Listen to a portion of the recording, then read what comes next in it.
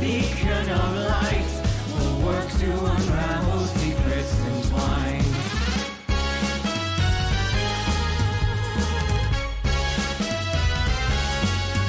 As we study the maps, ancient realms unfold, combining the knowledge of new and old. My heritage whispers in my ear, power stirring within me, eager to appear. Starborne Melody echoes in the deep. These questions torment me, so answers I will reap.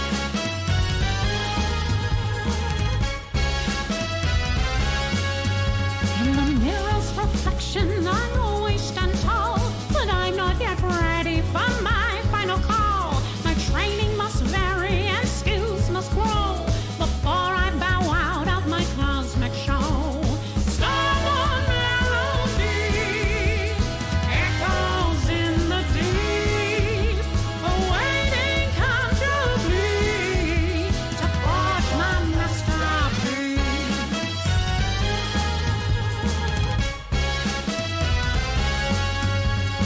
In heaven's rhythm, a mystical code, I search for the secrets that it could bestow.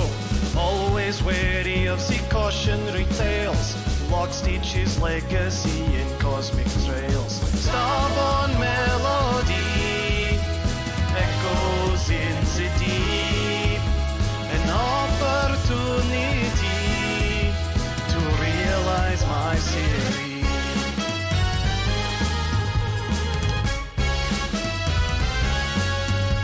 We yearn for a home in the stardust light, searching for answers we want to know. Liminals call a curious delight. We were drawn by strange signals in the starry night. Starborne Melody echoes in the deep. Our curiosity and all our cosmic dreams.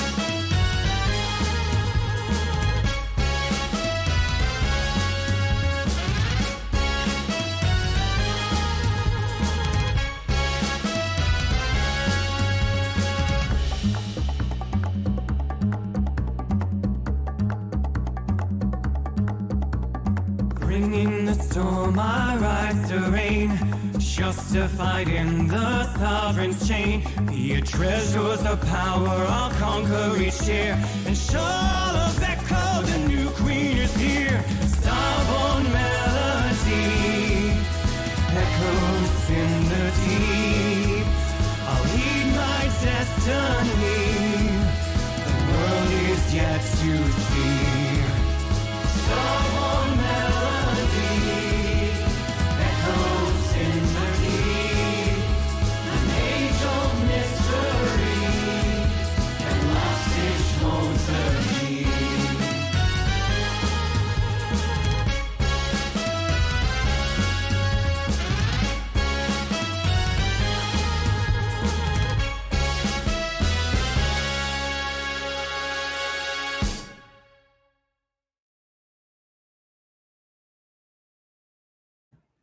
Hello, everybody. What a great song. Really, the struggle is to not sing along is the issue. Welcome to... welcome to episode 28 of Starborne Melody. I just realized earlier today that we're gonna have 30 episodes in this arc. Yes, we are, which is more than the entire first season. Sick. Okay, couple things we've got to mention. First off, you guys have seen it because I dropped it in the ArtShare channel on accident, but we have the card for community radio. Now, my idea for community radio is like, we're going to play community radio with Sirens and Pollux as our two stand-in hosts of a radio show that are just trying to deal with this new weird world that they're in. I love the idea that everything seems super fucking weird to them, so they give that example of it. Because Sirens and Pollux are characters that were pulled from Vala's, Pollux and Castor's world into this world through dreams, which turns out you can do. And I've been saying that we could do it for years, but I don't know if anybody caught it. But regardless of that, for that game, my plan is giant speakeasy style. Huge speakeasy style. I want, as soon as that card is drawn, I'm going to put out a post that for people to give me the prompts, and I want dozens of them. I want every single person to give me a character from the Silver Thimble, a location from the Silver Thimble, a possible terror from the Silver Thimble, and emotions that could involve the Silver Thimble. I want one from every single person, and then we're just going to shuffle those decks. So, like, my goal is it to be like 30 people strong, and then if in the Mad Lib version of the game, if your name comes up, if your NPC comes up, you're in that scene. Like, we just drop you into the scene and we just do it. That sounds is like my fun. goal. Right? It sounds crazy, but like, I think we could, right? Especially because it was short, and like, what if we don't try to tell like a story with it? Like, we tell little stories, obviously, but I'm thinking vignettes. Yeah, it's all world building. Tiny little vignettes. So every single person, even if you didn't get the card, have like, you guys can just play it. That is my goal. But that said, so good luck getting that. I'm really looking forward to that. The longer it waits till we get it, the kind of funnier it becomes. And except for Not Forgiven, probably just got it right there. But literally right there. And it's done. It's over. It's already gone. Play it if you did. I would laugh. This is Silver Thimble. Nobody from Alto. Nobody from anywhere else. Silver Thimble. Yeah, it's specifically like it's your local radio. So thank you. Support the local. It's a local station. And so, like, right, for the bumpers and stuff, Rip Leto. For the bumps and stuff, we literally will just have like Krieg's at Market Square and Cat's motorcycle business and Fish Tinger, and like, we already have all these places. So I'm really looking forward to it. With that said, how will we? Yeah. So, Okay. First off, thank you to Not Forgiven and Toast and Dark and Prof and Soap and Imperial and Shy and Vala, like Kai, for all grabbing cards. Thank you all so much. All of the cards and donations, etc., this weekend goes towards the prep for the next arc. So that's getting more music made, getting maps made, like, you know, the whole thing, the whole production. In order to like support that a little bit, I'm gonna open up the option of like a handful of glow ups for the next arc. So I'll probably do 2 windows for this. I can't guarantee it. I'll talk about why I can't guarantee it probably in like a month, but I don't want to say this is your only window, but it might be, just as a heads up, and I'm sorry for that. Okay, I'm gonna have surgery in May. That's why. So like, I can't guarantee that I will be able to do another batch of them. So that, rather than being like weirdly cryptic. So the theme for the next arc is basically monster hunting. To like make it like to as simple as possible.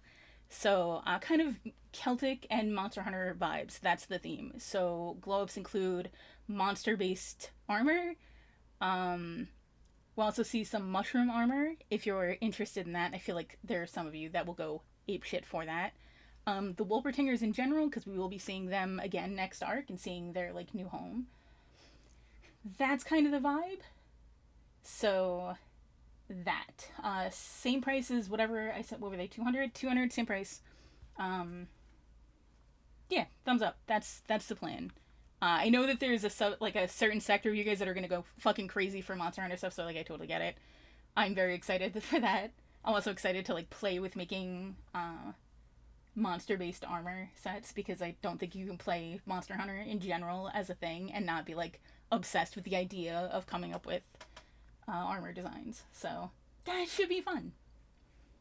Anywho, that. So same system, donate. Start off is now. Cutoff is a great option. Probably the end of the month, probably the 31st. So it'll be like a 10-day window, more or less, to start with. So that. And I think that's it. And now I can introduce the players, unless anybody has any questions that we need to answer real fast. All right. I'll answer them in the chat.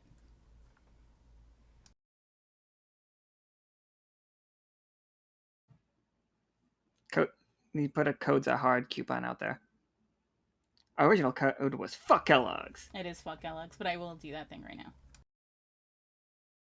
All right, everybody. So we have Senior Officer Ceylon, played by the fried currently Twy.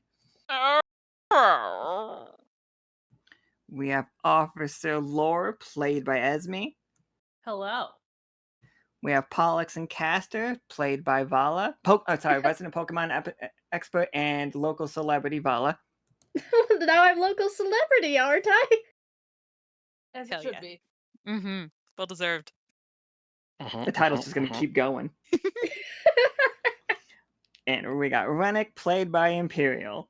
Hello, everybody. Alright, so we are in Dorian, for the record. This is happening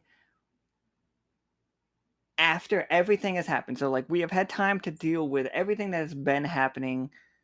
These four are studying Dorian's new song. And what does studying look like for you guys in Dorian? For the record, let me just run you guys through Dorian real fast so we can. So, Dorian looks like this on the inside most of the time. It's very crowded. The streets don't make a ton of sense. Everybody just learns them. I think of it like London, in the sense that London streets are fucking nightmares, but the people who know London, if you know what I mean. And then, so like they have libraries. Don't worry, they have libraries, quite a bit of them. We got like a library here. We got a library here. We got a library. No, this isn't a library. This is like an eating room. Don't worry about that room. Look at all my NPCs though. So, for all of you, what are you guys studying and how are you studying?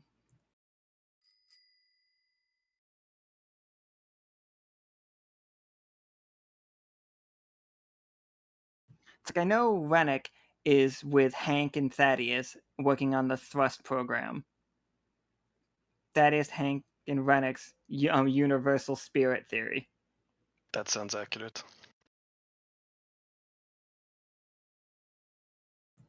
Hank, I don't know if you saw it, Renic. I changed Hank's token a little bit, but I like the token a lot. This one a lot better. Looks He's good more to me. cat than he is gnome, but he is a guy that's like talking a lot about thrust. He really likes the name thrust, and doesn't know why anybody wouldn't. That tracks. Listen, Renic named his magic interference device Hijack, so he gets it.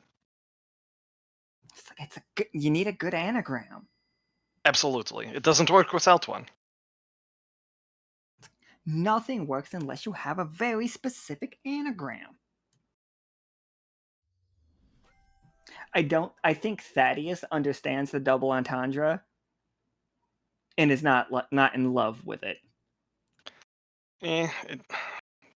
Unfortunate consequence, and I don't think there's anything else to be done there. Can those letters spell anything else? Thrush is what I was thinking. Like a bird. I need another H. But like a songbird. Yeah, you have theory, I assume is what it ends on for the TV. Yeah, it ends with theory, yeah. Yeah, I only had a hokey pokey, and that just either way, you're getting the I guess that's more pointed of an entendre rather than double.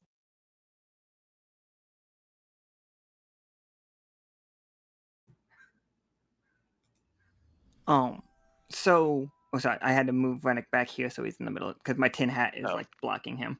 You're good. I was just trying to look at the token while you had it big. Sorry. You're good. He's so cute. Hank and Thaddeus are in a relationship at this point, guys. This is adorable, and I love this for them. Yeah. Like they are fully about that life. They hold hands in public. They read each other's books to them. They're adorable. Hank is significantly more humanoid, more like he's about gnome sized. Like he's a gnome sized humanoid cat ish person, and Thaddeus is still just a cat. Just, still just a cat, It's just but I that. love him. He's just grumpy. It's fine. He's just grumpy, but like he's been a lot more cheerful since he made his way to Dorian. I mean, that tracks. And I think this lab is like covered with theories all over the place. And Hank's just like, Renic, I have to say, I don't think we'd be anywhere near as close as we are to solving this problem without you here. Well, that is very gratifying, but I feel the same way on the vice versa. Stop it. It's like, let's face it. Like, you are all, the Lockstitch, have most of the song complete. We just have to figure out what Dorian's missing part is. And honestly, I'm not much of a singer myself, but I do follow the numbers. And he's like showing like frequencies on the chalkboard. It's like we can see there is a missing part to the song. Like we have felt the movement of the. Oh, I'll move our map real quick. So while we've been turning on the songs, especially Loker, recently, all of these like Mixel, Lydian, Dorian, and even Haven is landlocked as it is, have been attempting to move every time we turn a song on. Like the whole city shifts to the side a bit. Most recently, when we turned Loker on, they rose a bit out of the ocean. That car is very loud. Let me shut the window.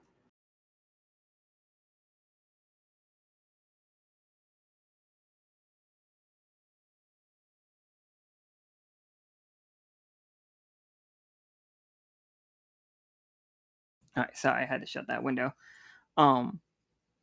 So we know that something is happening. Like not only are we feeling it physically happen, but magically all around the resonance has massively growing. I think Ceylon, you and Seth are the two characters that are feeling the resonance the strongest. Mm.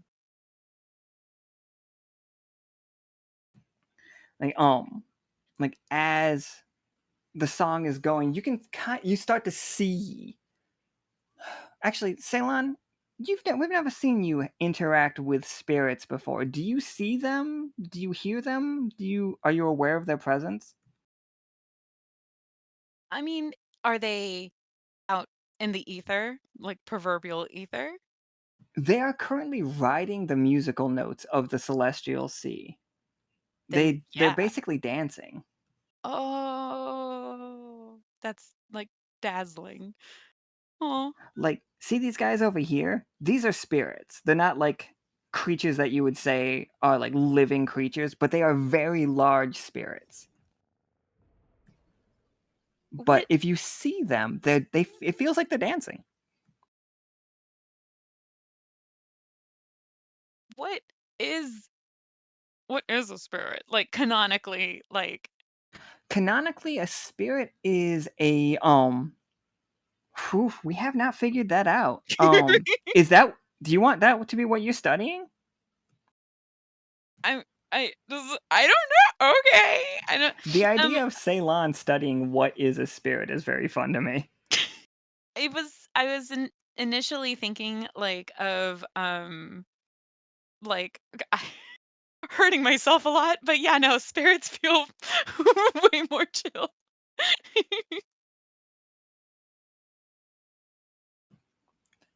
So Ceylon in the library, reading up on spirits. What are spirits? So far, I can tell you what we do know about them. Is they are influenced.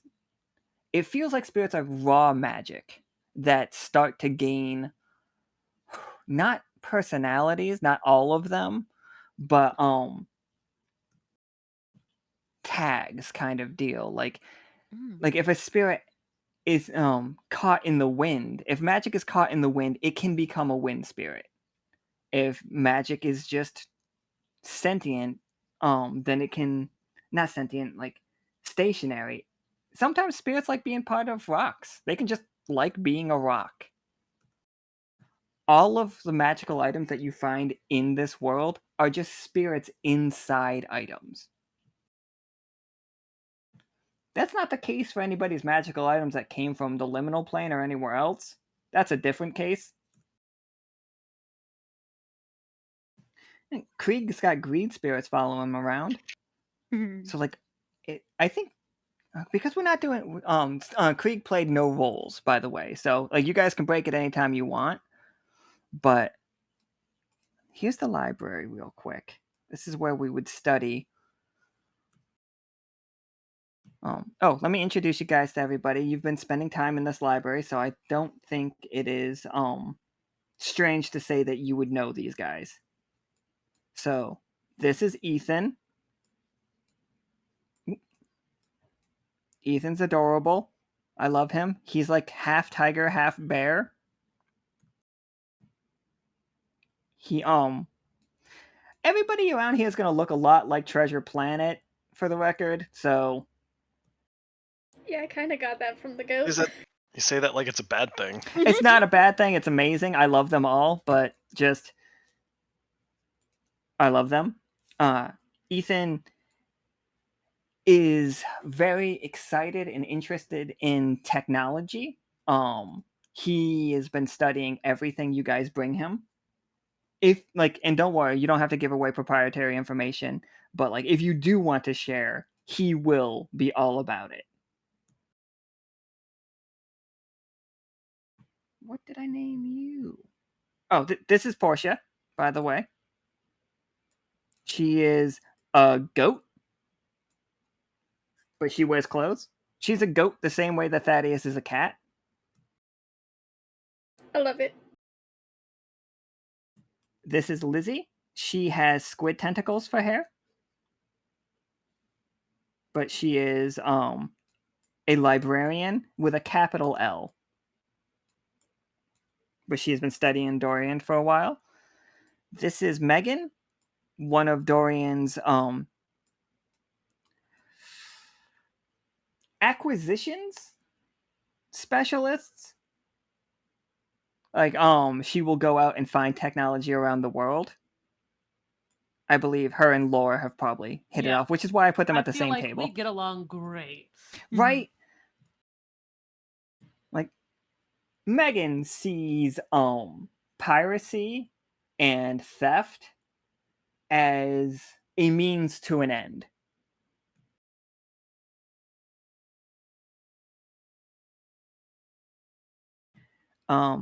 And we already know Thaddeus and Hank. So yeah,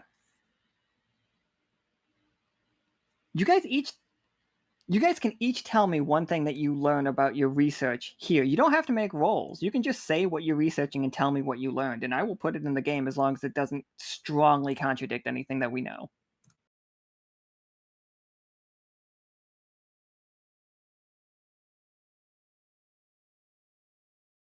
Oh man, if you guys like Megan, wait till you meet somebody else in this game. I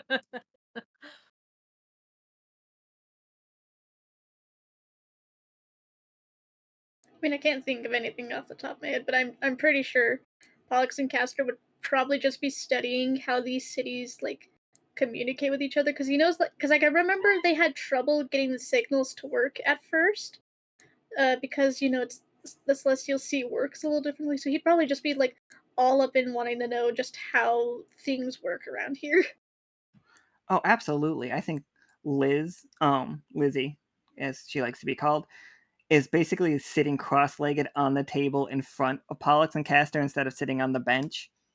And she's just repeatedly like putting books. She's like, okay, this is about communication. This is about magical communication. And she's like, this is somebody that had a theory about radio signals. It never actually went into practical use. This is how they discovered how to communicate through seashells and resonance in Haven, that might be useful to you. And she's just stacking books. I would happily take them all. And she's just like, I think Ethan will like wander over and be like, looking to upgrade the radio system, the communication. We know that you have one tower in Haven already. It's like, I believe we could, like he's looking over the Haven schematics. As long as you guys are cool with it, as long as everybody's fine with letting Ethan look over, like he's not gonna like do anything bad with your stuff. Dorian is full of good people, everybody. Yeah, they wouldn't mind. And he's just like, we could build one of these. We could build one of these right here. We could set up a tower that would allow you all to have greater communication with it. And as far as I have been told, that some of you need these towers to survive here, correct? Some, yes. Us, no. Yes. Because you've been to space.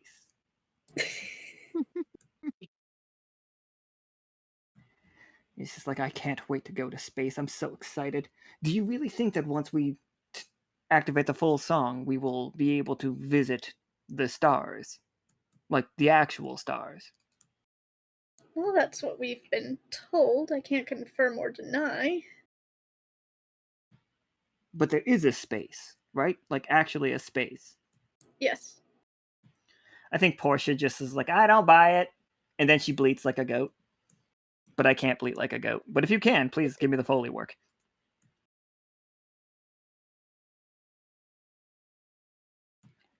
But she just walks down. She definitely has a page of a textbook in her mouth as she comes down. And she's chewing it. She's just like, space is a myth. It's like, and magic isn't magic. It can be solidly figured out. All we need to do is ask the right questions. It's just like spirits. I don't know what those are, but I don't think they're real.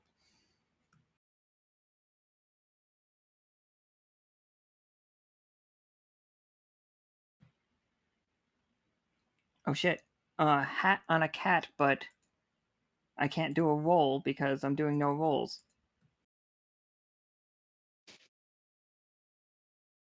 Oh, Thaddeus, you're gonna get a hat.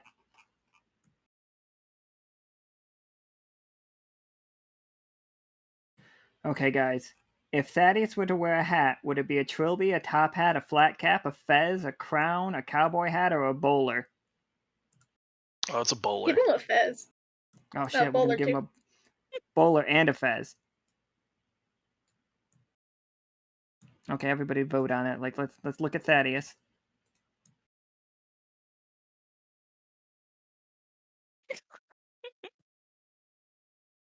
Okay, now we all have to decide. Is it tiny bowler? And like to the side, please. Like he's not gonna wear it centered. He's got that new lifestyle. He killing. Yeah. Perfect. Yeah, there you go. Fantastic.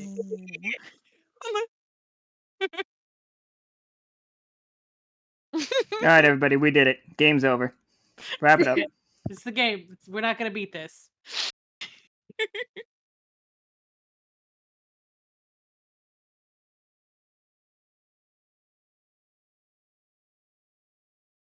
Yep, there we go. Got it in one. I have Didn't one even of need to those. roll. God, look at him. Look how dapper he is. Now Nika's got to draw him with a fez, though. Not fez. Puller, though. Yells no hats.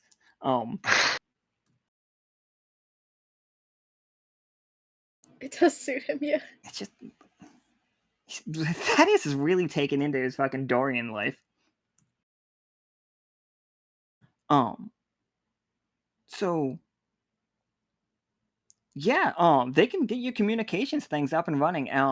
I could say that this happens just over the span of time while you guys are researching. Ethan will get this up and running. Like, it's just a small one. Like, no, wait, it's a full size one. but with They're very Ceylon's efficient here. help, yeah, they're very efficient, and they already know about technology. And with Ceylon and with Pollux and Castor, and with this group here, they can get it done in no time. Mm-hmm. Pollux and Castor would probably just give the officers a thumbs up. I got more towers. Sick. Already online. Oh, you're so good.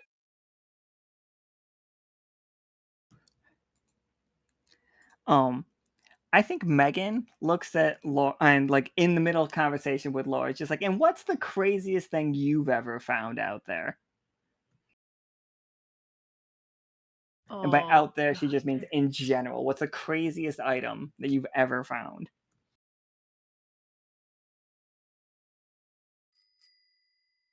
God, there's so much. But I mean, Laura just reaches in her bag and pulls out Crabbert. Oh shit! All right, hold on. Let me get him out. Return of the Crab. It's hard to beat this little guy. He can pilot Megan a whole just ship.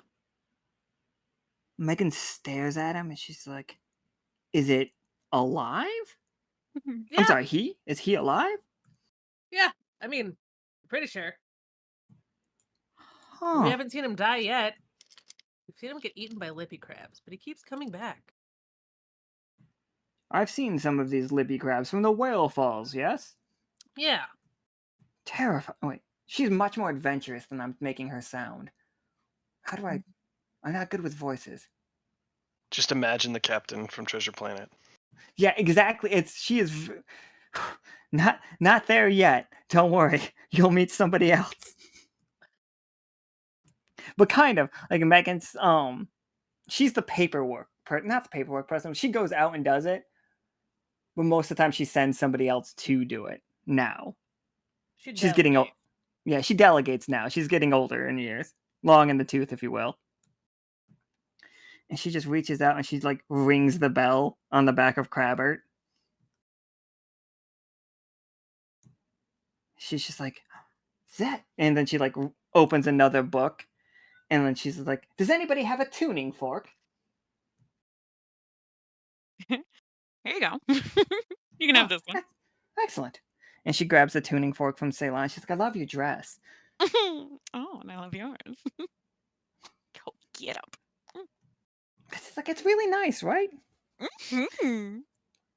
And she's like, "It's got all of these pockets," and it's like you see like literally dozens and dozens of pockets all over the coat that are that almost seamless. But then like she reaches in and pulls out and tons of notes. You can fit so many snacks in there.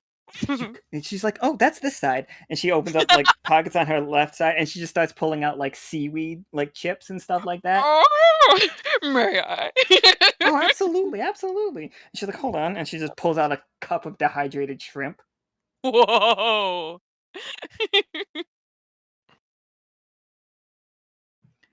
And she's just like, "Excellent." And she hits the tuning fork, and it rings Krabbett's bell again. I don't think Krabbett's mad at it, but Laura, if you think Krabbett gets upset about the ringing of the bell, let me know. And Crabbert's she's not mad. go He just gets mildly annoyed. mhm, It's just like, just what like, are you doing? He just like dings himself a little bit like annoyed and just stares up at Megan. Just like, what are you doing? when Krabbit dings himself, does the little plunger go down or does it just still stay up? It's like it goes down, but the way he moves is like he's doing a little jump to make it go down. Nice. She's just like, she pulls out a book and she like puts it in front of you, and we flip through it, and she points to the picture of Lippy Crab, and she's like, "Yes, yes," and like follow right here, and like there's a If Crabbert sees the picture of the lippy crab, he's going to stab it. yeah. She's like, "No!" As the knife goes straight through the book. It's like, "Ooh, we cannot tell Barry we did that." Lord just like immediately grabs Crabbert. Like, it's okay. He's a little bit sensitive about those. It's like, yep. Okay. And she just like moves it closer to you guys so that nobody else can like look over your shoulders and see the fact that like this ancient book has just been stabbed by a knife that we know can cleave dimensions because that's how he gets around.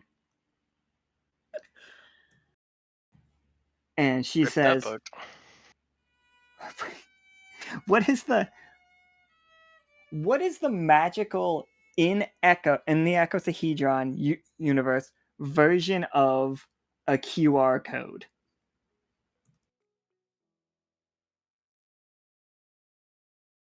It's like, I believe all over Dorian they have these that you can scan to have them read a book to you,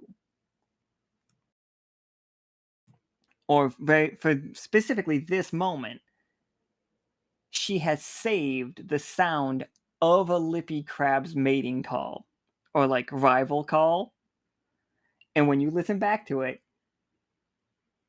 Crabbert's ringing is the exact same frequency, just much higher. So Crabbert enrages Lippy Crabs.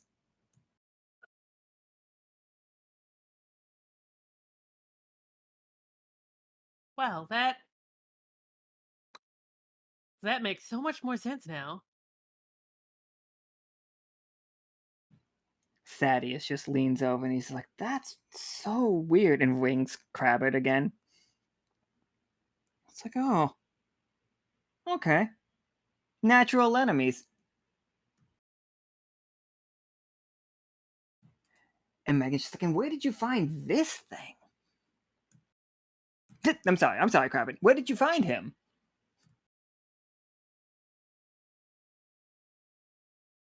You know, it was the weirdest thing.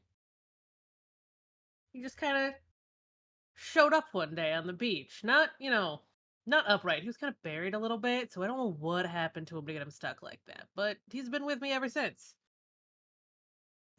He hops up and down and like shows like, I think he flexes a little bit, and I think he has a Warbletinger logo inside a heart tattooed on one of his claws.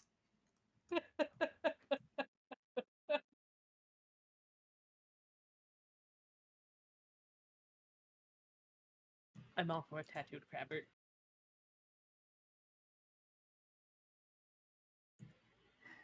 And Megan's just like, all right. Like, I thought the strangest thing I had found out there was Portia. And Portia's just like, I wasn't found. I wasn't lost. And like, Megan leans in and she's like, she was stranded on a boat in the middle of the Celestial Sea. Says she wasn't lost. It's like, I was studying. And just shakes her head and she's like, yeah, well, how come you out of food? I ate my oars. Portia can eat anything, for the record. Literally anything. And she's like, that's the weirdest thing I would have said. But recently, and she like pulls out a jar. She's like, I found this in the Celestial Sea recently. I'm going to make it bigger so everybody can see it.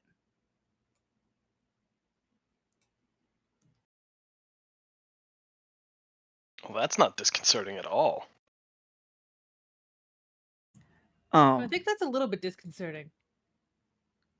Laura, when you look in that, it looks like that corruption magic that we've been talking about, the corruption on top of in the Sickened Sea. Mhm. But it is like, it has a huge mouth and many jagged teeth. And like, there's a moment, Laura, where your eyes just like lock onto this thing and you can hear it whispering in your head.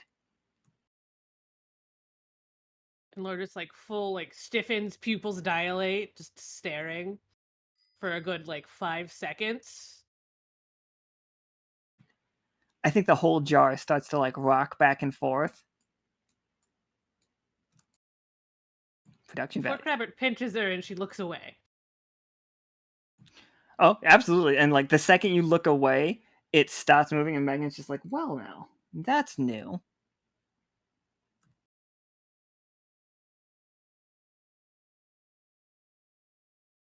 And Thaddeus, now I guess with Crabbit on his head as well as a hat, is just like pokes at the jar and nothing happened.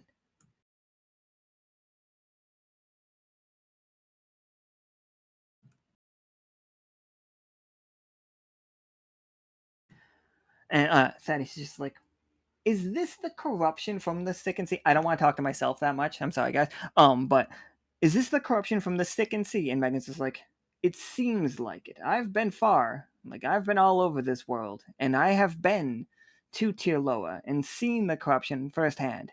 I never knew it would get this far. Like, I found it.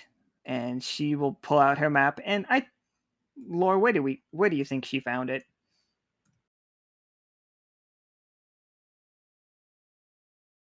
If you're gonna guess here, that is the right answer.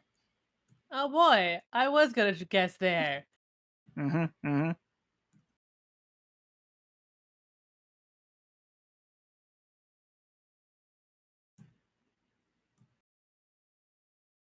Can I try to vibe with it? Like, Oh because I yeah. tried to in the Sick and Sea, um, back in the day. Was I with you, Lord? I know I was with Pim and Krieg. That was a fun night. But like it was muffled then. And now it's like, how did you, I guess, like distill it into like, oh, what's this? Megan's just like, I scraped it off the top of the water. Whoa. It's almost like it's bubbling, almost like it's boiling, but the heat hasn't changed at all. Have you heard any weird sounds? Voices, perhaps?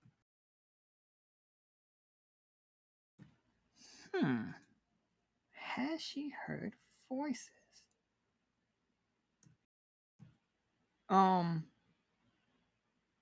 You know what? I think she was like, yeah, from under the water. Like some of the Cora called me crazy.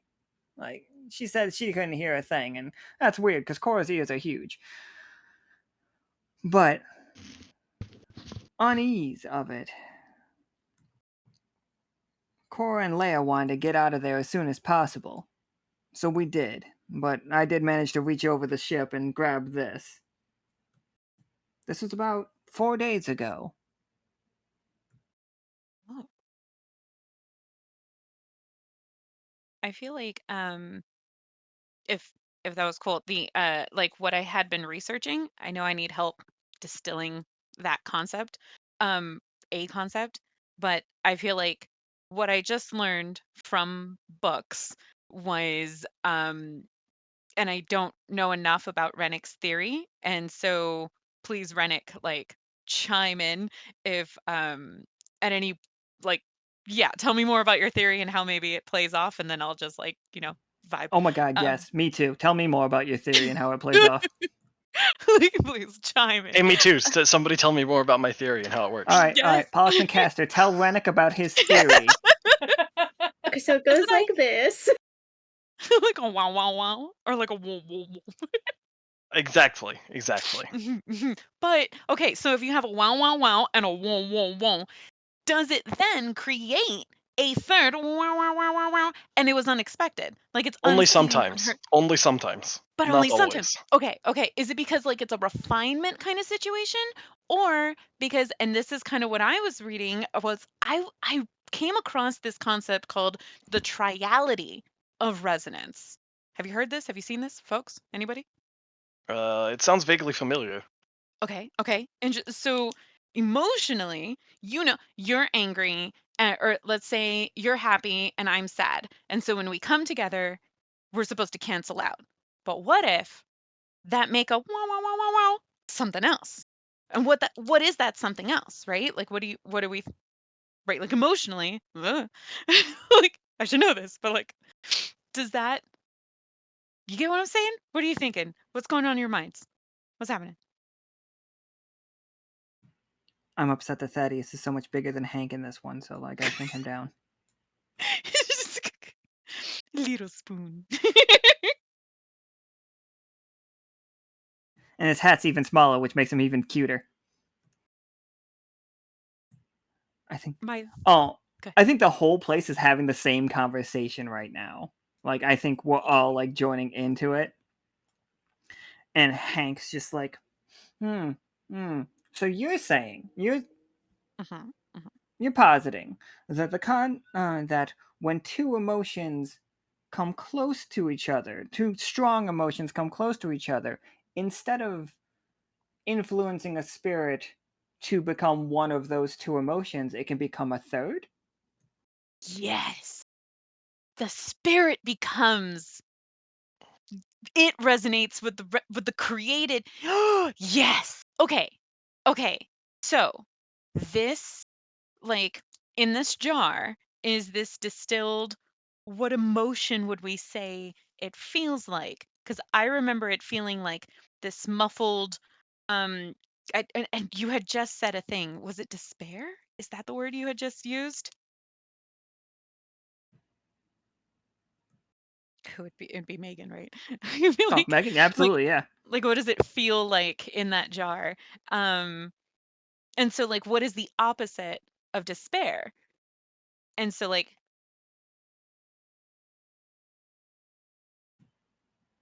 So when two strong emotions clash with each other around a mm, Hank's just like writing furiously in his notes. He's just like, it has to be near a strong source of spiritual energy. Not mhm, religious energy, you mhm, understand, but spiritual. It's different things. But it mm, can't be mm. too strong, or it would override the influence of the emotions. That's right. A Yes. too powerful of a spirit, they have their own minds in general. Take the Mm. spirit that the spirit of partying that Gibbet has right now. I They invited me to come study him. I am very scared of it. I feel like discretion is the better part of valor in that situation.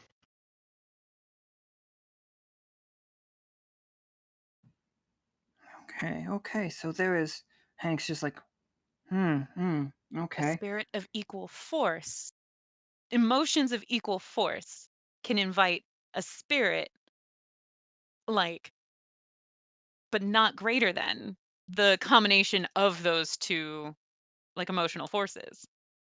Because like if it's super powerful, right? Like if you had super dread and you had super let's say like relief, then the spirit that comes in, that third thing, let's say it's either going hardcore like zeal or contempt, right? Like we're like like all right, y'all know emotion is a wheel, right? Like it's not just a spectrum, but you can go around and around and around, and eventually you spiral into what? Into the hole, into the void, into the nothingness, until all the dots. And so, like, right into a point, and then you can feel absolutely everything, and that's the great abyss, right? We all know this, of course. So, like, you just like in case y'all. Anyways, so like in that case, okay. So we're writing this down, right? Like mathematically, what do we need to do to like run an experiment to like test this hypothesis? Like Renic, what do you think? Uh, How so matched? if I am understanding what you are saying correctly, it's instead of you have a emotions are hard. So I'm going to use something else to perhaps illustrate. So if we have a blue spirit or a blue emotion and a yellow emotion, normally they would come together and make green, which is nothing. But sometimes instead we're saying they make purple. Mm. A purple hue will appear in the transitions of like like of the water and the colors mixing. Like if you look at it at a different angle, you get more than what you had in the beginning. But if Mhm. there's too much yellow, then the purple, you're not going to see it as well. It's not going to be as prevalent. But So like, it's yeah. the I mean, my first inclination would be to find us a place of strong, balanced spiritual energy, nothing too strong in any particular direction, and bring too strong emotional or even not necessarily, I think, even emotional, but maybe just magical energy sources together and see what happens. Kind of Hmm. throw it at the wall and see what sticks. Portia just sits up and she's like, I know a spot. Ooh. And Portia just like opens up her map and she's like, I was studying it quite a bit. I wasn't lost. The center of the Celestial Sea is an incredibly balanced place. Like, I've had many instruments out there at the time. I ate most of my research, I'm sorry. But I promise you that, like, a tuning fork will sound incredibly clear, and one bass line and everything around it will focus itself around that note. It's fascinating. And I think like other people are just like Hank especially is just like, but you don't have any notes. You didn't have any proof. That theory is ridiculous. The theory of full balance is ridiculous. Like, look at the world. It's ridiculous. I think Portia kind of like puts her head down a little bit. Hank apologizes. I'm sorry. I'm sorry. I was like, I'm caught up in the moment. At the same time, Hank, people would call the unified city of spirits and magic ridiculous until we figured it out. That's true. Do we have any way to measure this? Hmm. Like,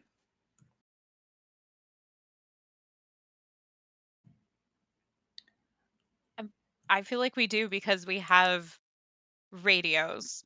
And like radios is how we like figure out wavelengths, and we've been talking about like music and everything. And we have Pollux and Castor here who like literally can see the synth waves and make sure that we're getting like the right wavelengths and I don't know, it's amplitudes, it's It, bandwidths. There's words in there. so Wait, normally when we... Oh, sorry, go ahead. Mm.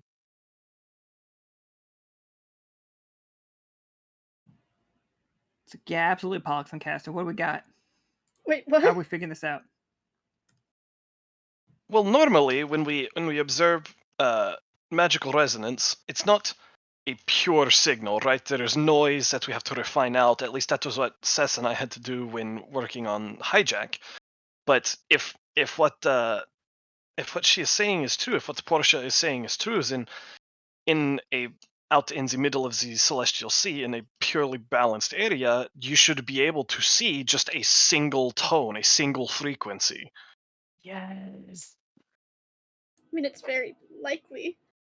And if you wanted to like, figure out exact spot, I mean, there's always like the use of a radio. Just find where the signal is the strongest. That's how I got to liminal, after all. Hmm. Do you have and you have your I'm trying the words, your accessories. You have your accelerometer, you know what oscillator? I Is don't that know the the word. one? Okay, when things oscillate because they're going back and forth, and then and that's the thing, they go wow, wow, wow. Yeah, yeah. I'm gonna have to Google this. I'm so sorry, but like I assume whatever it is you're talking about, they probably have. A oscilloscope? that, yep, because it's a scope, because you see it. Yep, submarines, but for wavelengths. Megan just leans over to Lore and is just like,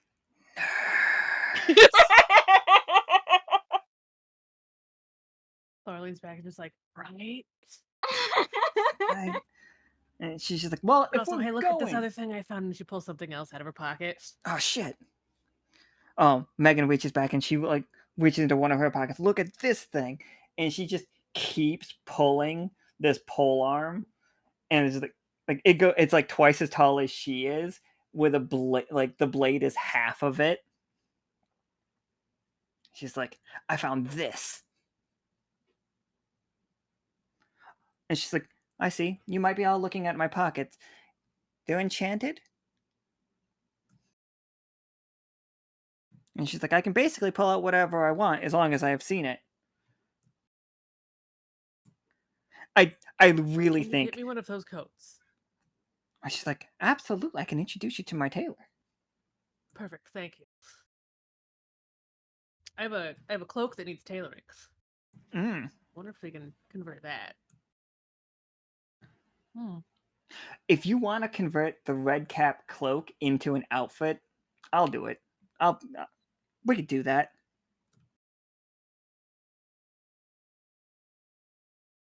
It feels really thematic for next arc, right? Also pockets. Pockets. There'll be pockets Imagine everywhere. Lore rolling around and that just going, look, it has pockets, and then just sticking her hands in every pocket. So many pockets.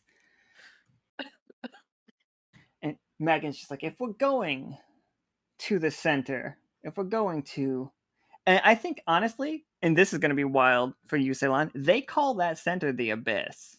Yes. Yes, indeed. It's like if we're going to the Abyss, which is incredibly dangerous. Those waters are not meant to be sailed near. There is a current.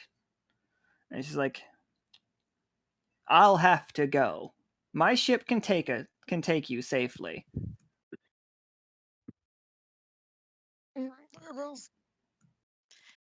You don't fight the current though, right? You just float. You get in that flow state.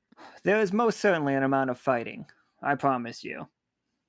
Don't worry, I have one of the best pilots that the Celestial Sea has ever seen. Oh.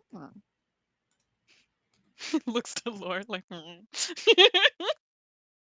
I wouldn't, not at all insulting you all's work. You're not familiar with the city and with this side of the world. I've heard that you fly in the sky. Is that true?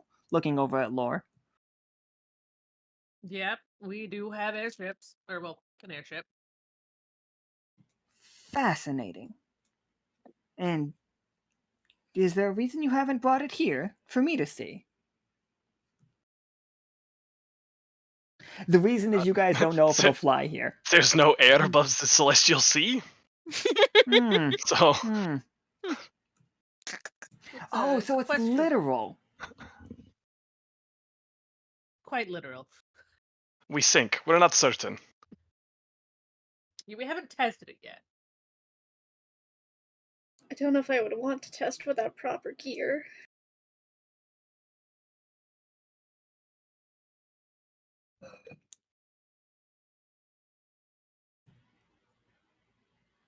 So, absolutely. Yeah, you guys want to make rolls to prepare for your thing? Like, I think this is Ethan and Pollux and Castor working together on sorry, Lily will be working on how to like make a measuring device. I think Ceylon, Hank, and Thaddeus will be working together on how we measure this thing, like what is the thing. And I think Renic can be working on that as well. And I think Megan and Laura are getting ready for the fact that we are going to the Abyss, basically, which is incredibly dangerous. It's fine. We got Crabbit here as a backup pilot. That's fair. Crabbit just... Megan's just like, I don't know if he can pilot the ship. Like, he's very small. You'd be surprised at what he can do.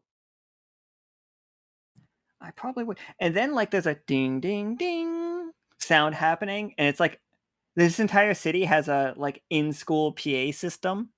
It's the intercom. It's like, would friend of the city Renic please report to the principal's office? Would friend of the city Renic please report to the principal's office? The leader of the city is called the principal. Or the dean. I can't figure out which one I like better, but I think I like principal better. It's the chair. The chair. The chair is good too.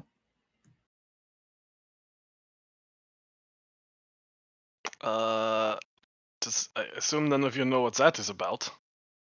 You in trouble. Hank and Thaddeus look back and forth, smiling. They're like, Like, but Hank and Thaddeus know what this is about.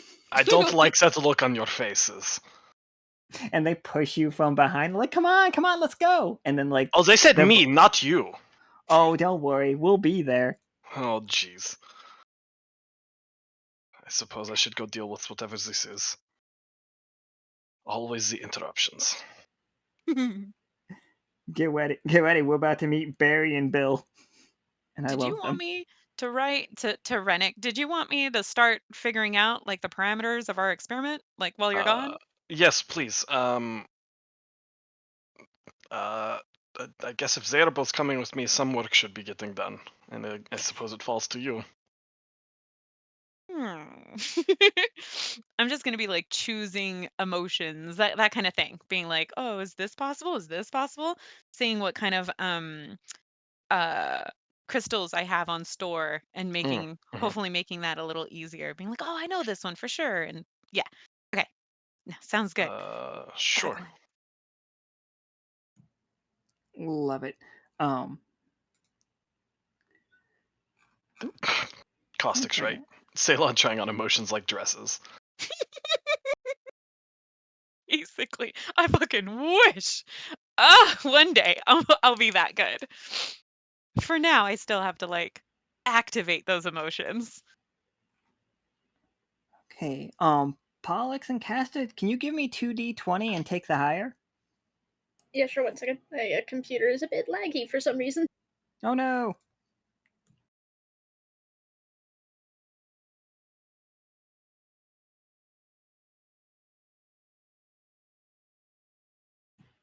No, I'll take 16 a and a 16. 2. But yeah, the 16's good. Woo. Ah, I That roll think took like 2 minutes. oh no. Pollux and Castor, like, yeah, you three get you four get this stuff made perfectly great. What does it look like? What is a device that's gonna like measure sound waves in a spiritual form? What's that gonna look like? Ooh, I feel like that, rather than a regular old antenna or anything, it's like it's got crystals and stuff for resonating with the spirits and stuff. Maybe like a bit of bismuth. I don't know, but Oh, it's bismuth is great. yeah, but it's Bis- definitely like as high tech fancy as it can be in this time period. Is it an oscilloscope, or what kind of readout does it have? I have no idea what oscilloscope is. I would have to look it up. It's the thing that makes the wavy lines when you put a signal into it. Go. Oh, then yeah, it would definitely be like that.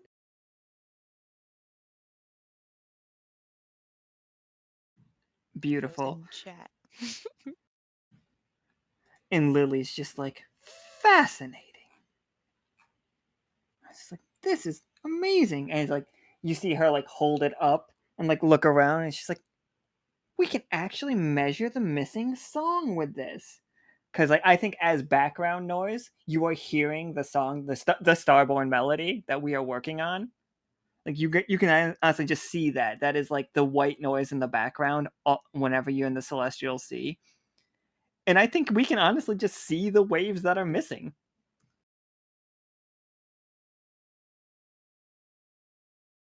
Nice. I also believe Ethan is just like, this is fascinating. We could uh just did anybody pack did anybody bring instruments here? Like I know we're not like music. We're not particularly musical. But all we have to do is fill in the parts that are missing from this. That's more a math problem than a music problem. But it's all connected. So it's more of an emotional, mathematical, musical problem, right? So bring it all together. Do you Oh, need that's an just instrument? spirits. That one's just spirits. Like the Mm. the resonance of this does seem to be more of and this is me Alan talking outside. This is kind of a scientific thing more than it is a spiritual thing. Like this is going to turn because you are making it play on the right because it is vibrating at the right frequency, you know what I mean? Yeah. And I think that's where it's like, how do you get something to vibrate at the right frequency. So when you're saying instrument, you're saying scientific instruments, not like a guitar. No, he means guitar Okay, because and so yeah. and that is where I'm feeling as well. So it's like you can play a guitar and it can hit a note, but like, do you actually vibe like that, right? And so like it doesn't like you listen to somebody and they play the guitar shittily, but you know they're giving it their all, and that's gonna make like it vibe like this it's going to stack up. So like scientifically I feel like you're going to it doesn't matter to hit the like a pure tone, right? Scientific to hit that actual wavelength and this pure what's it called frequency, like it doesn't matter your skills at the guitar. It matters like fervor into like that intention of you playing that like guitar the way you wanted to, the way you are trying to like communicate through the guitar. And like that can be scientifically measured, and that's the kind of is that the unity thing? I feel like Brennick already left. You know, like is that what we're trying to get at? It's like so like what like instrument do you really need that feels like it's not extra? It feels like it's a part of you. Like, is it the spoon? Like, all right, like, right? Does it matter? Like, what you actually play? It's as long as we can get the. I like literally, li- Lily pulls out a weird like it just kind of looks like a box with a stick on it, a metal stick on it, Ooh. and she says like, "I brought this." Um, she's like, Actually, it's just a theremin. "It is literally a theremin." Yeah. She's just like, "It's from a place called the Folded City. You guys ever been? They've got some I- weird stuff there." I've never heard of the Folded City. This sounds interesting. I It's feel a like we've heard of fascinating it once, place. but yeah, we've never been. It's surreal made manifest. It is Whoa. when you walk across. You Mm, walk I across do the not want to town. go there then. Oh, a lot of people here are gonna. It would kill Hank. It'll be It would worse than just. folk It would song. just kill him. It will be worse than folk song. I don't think I can Oh, if handle you it. think folk song, oh, I've been everywhere. I've been to all 20 sides. Lily Really? has. I've been on every one of them. Whoa. I signed some NDAs though. They have some of the sides have very powerful beeromancers.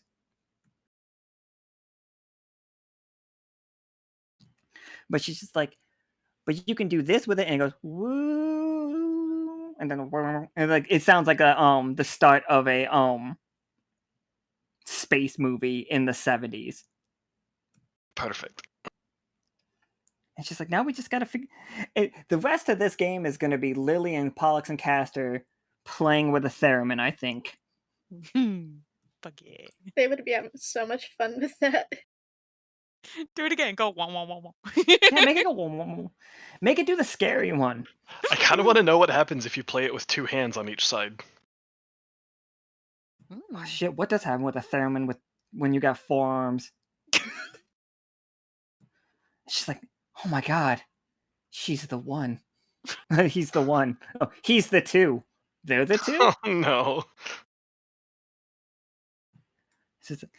All right, now we're in the principal's office real quick. This is principal and current leader of Dorian. His name is Bill. I love Bill. Nobody talks shit about Bill. I like his vest. I love him. Love him so much. Over here is Barry. Barry is head librarian with a lowercase l of Dorian. He's pretty good too. Is that a padlock? Yeah, as his earring, yeah. Yeah. It's a padlock with a star.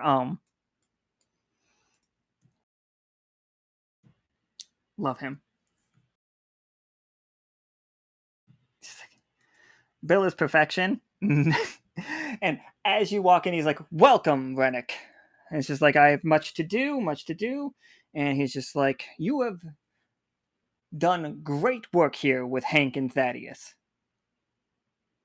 And Hank has made it they've made it very clear that without your work, then we would be quite a bit behind. And you have shown us that we need to get out more. We are going to begin sending... Oh, sorry, go ahead. Thank you?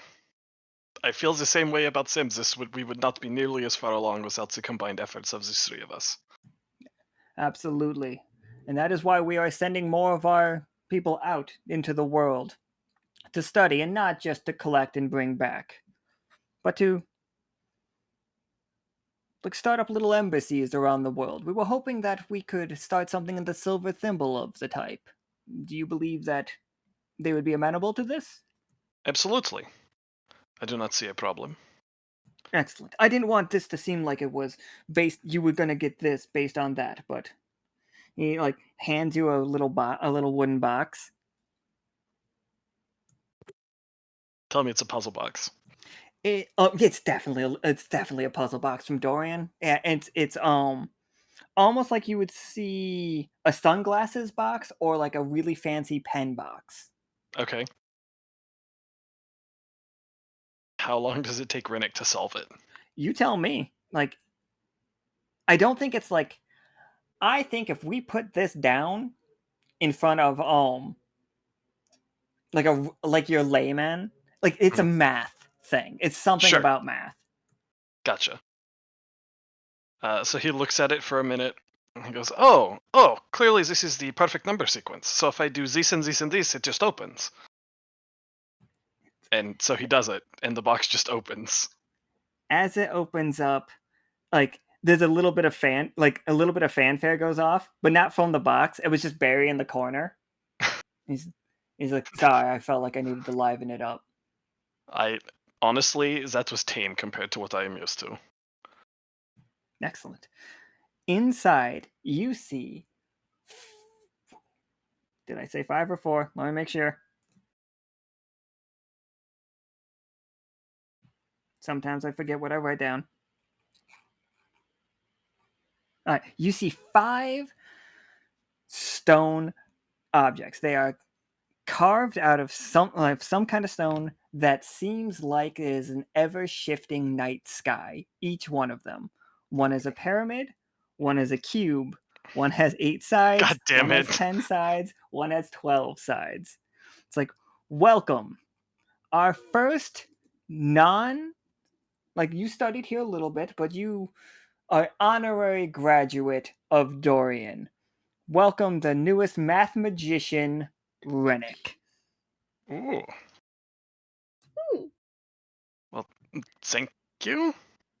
Thank you for everything that you 3 have been doing together, and everything that the Lockstitch have been doing in general. We appreciate your efforts, and we are rewarding you with this case, and also the abilities that come along with it. I'm throwing them to you in DMs on Discord.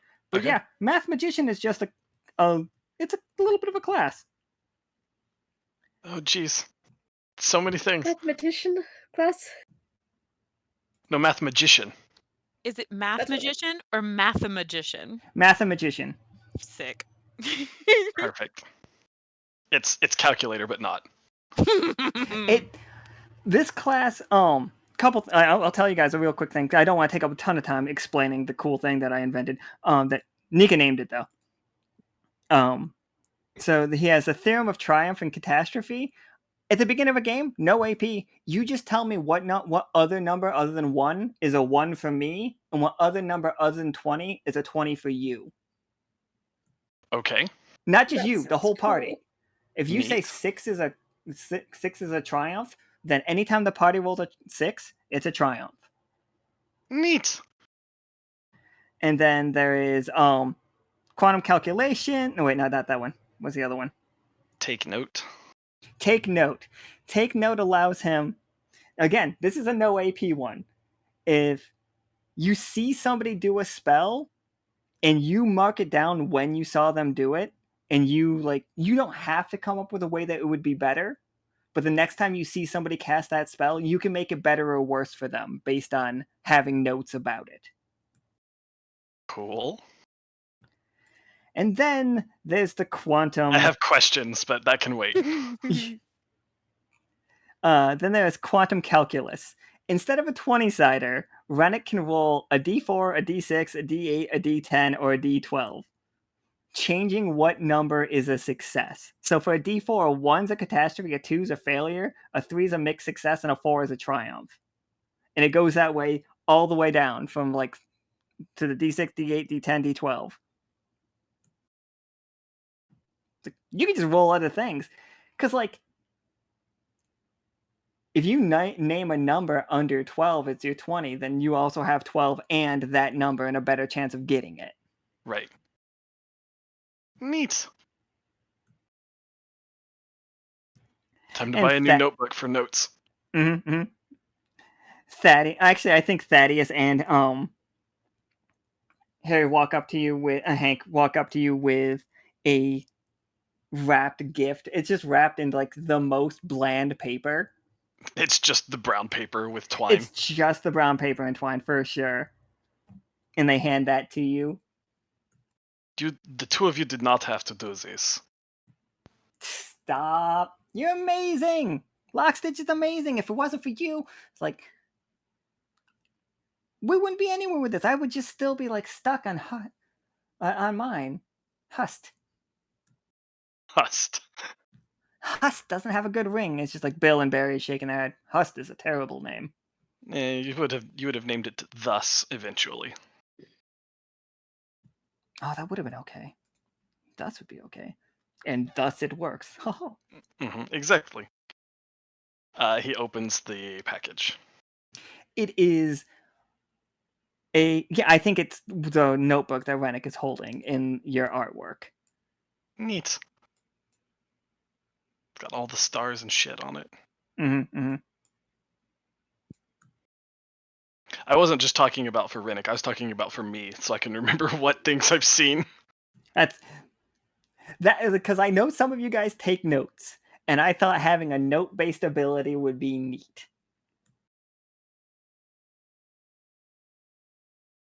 I like it.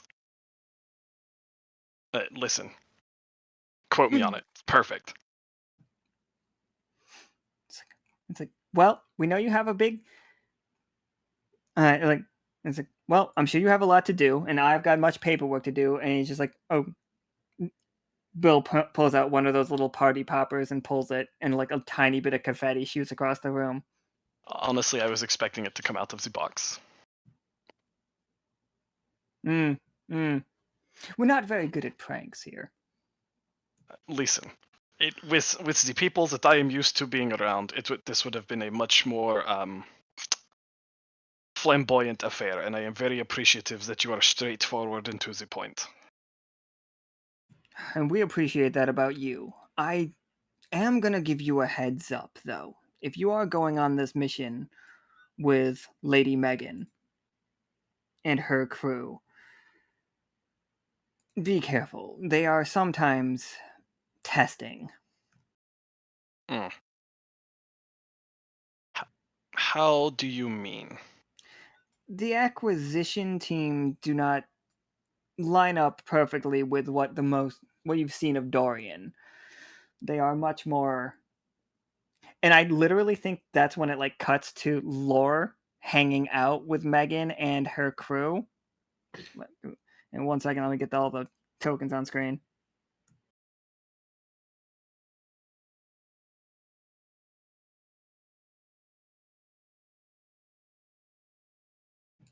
Okay, here we go. Let's get you guys here.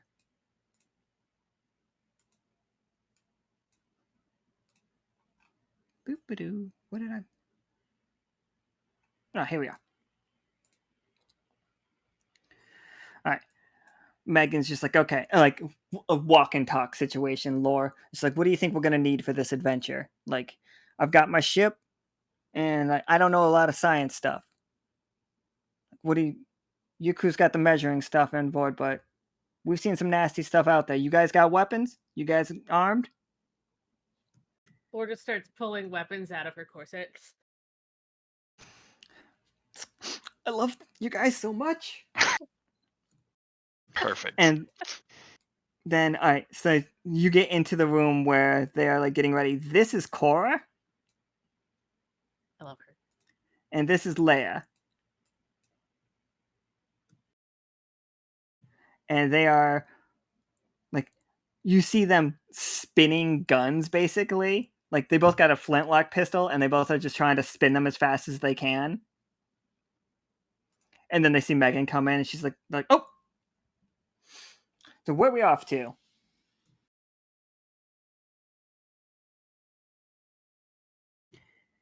We're And going she's to the like, abyss.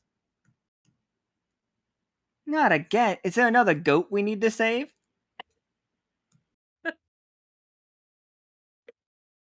No goat rescue this time. Hopefully.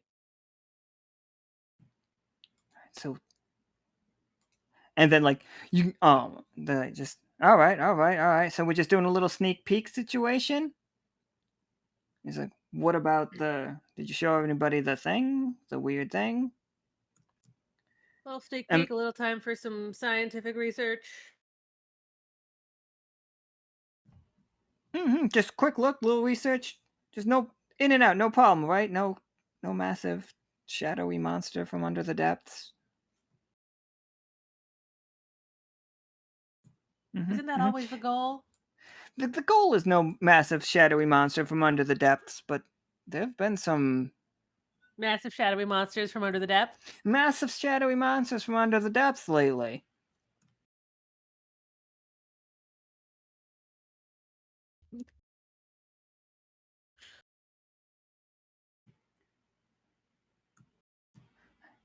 So, it's like, okay, well, don't worry. Laura here has told us that Lockstitch has their own weapons. We've got our weapons. We're not scared. We're good, right? We're gonna be good for this, right?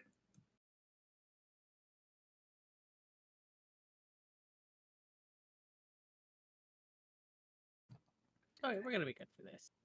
We're gonna be good for this. She's got a crab with a bell on it. And a knife. And the crab has a knife. Be careful, the crab seems to not like to be wrung a whole bunch of times. It's also the natural enemy of the lippy crabs, which is very strange to me, and we'll have to deal with that later.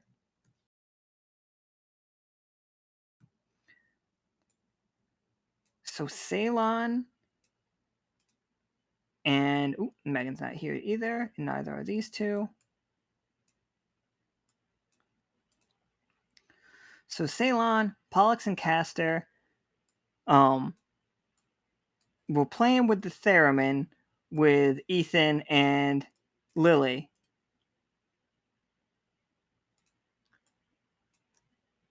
Do you guys just figure out like what they're missing between you all? I mean, it's a high possibility, but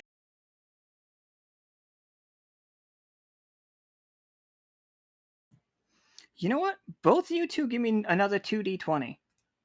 And I'm going to do 2d20 too, and this is going to my 2d20 are from Lily and Ethan. Do I get to use my new thing?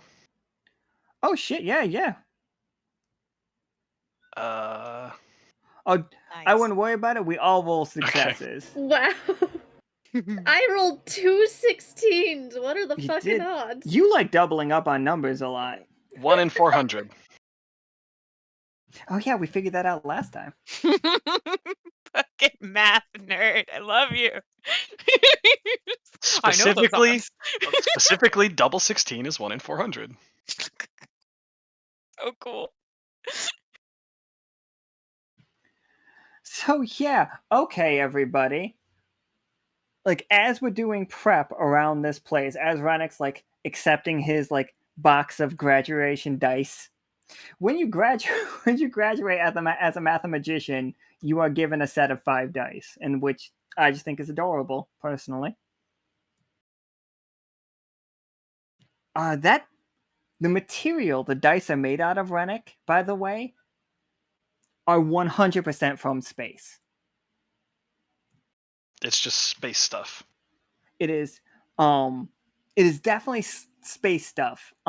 It does not have a resonance with anything else here on Echo. Cool. Star stuff is a good one. Oh yeah. But it does not resonate the same way, which is why you can change roles the way that you can. Okay. So, but as like you're receiving those things, as Laura's like showing off her armory outfit, as like man, if only I could have brought my mech, but I left that behind for when we were visiting Haven because we couldn't bring weapons with us. That's a shame. It's just like we could swing and get it. Honestly, just so you know, Laura, I'm perfectly fine with you having the XO here.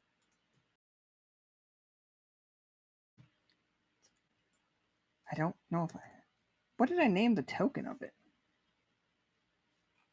I named so many tokens mech. Oh my god. I've named all the tokens mech. I typed in mech and it's still going, guys. Never type mech. Okay. My bad. We'll just say given the opportunity, Pim snuck Laura's mech back onto the sub at one point when it came back from the Silver Thimble. She's like, she's gonna need this. Oh, here we are. I got it. I found it. You know what's wild? I named it EXO. That'll teach me. Because it was the name in the book. That's because it's the name in the book. It's the one time I legitimately labeled something. And you couldn't find it initially. Whenever my phone's on the charger, I can't find it. Why would it be there? Anyway, so yeah, you guys hear the whole city becomes like one big theremin. And as the people move around the city and do their daily stuff, they are like doing the tones. What does it sound like, Ceylon and Vala? What does Dorian's soundtrack sound like?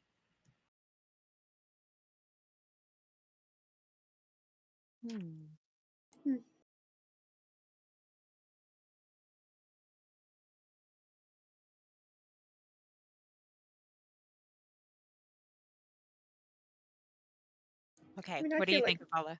I was gonna say, I feel like given the way Dorian is, it's got to be something like rhythmic.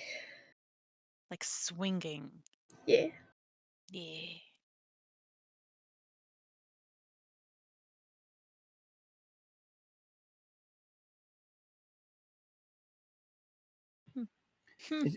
Theremin version of swing music? Is that what you just said?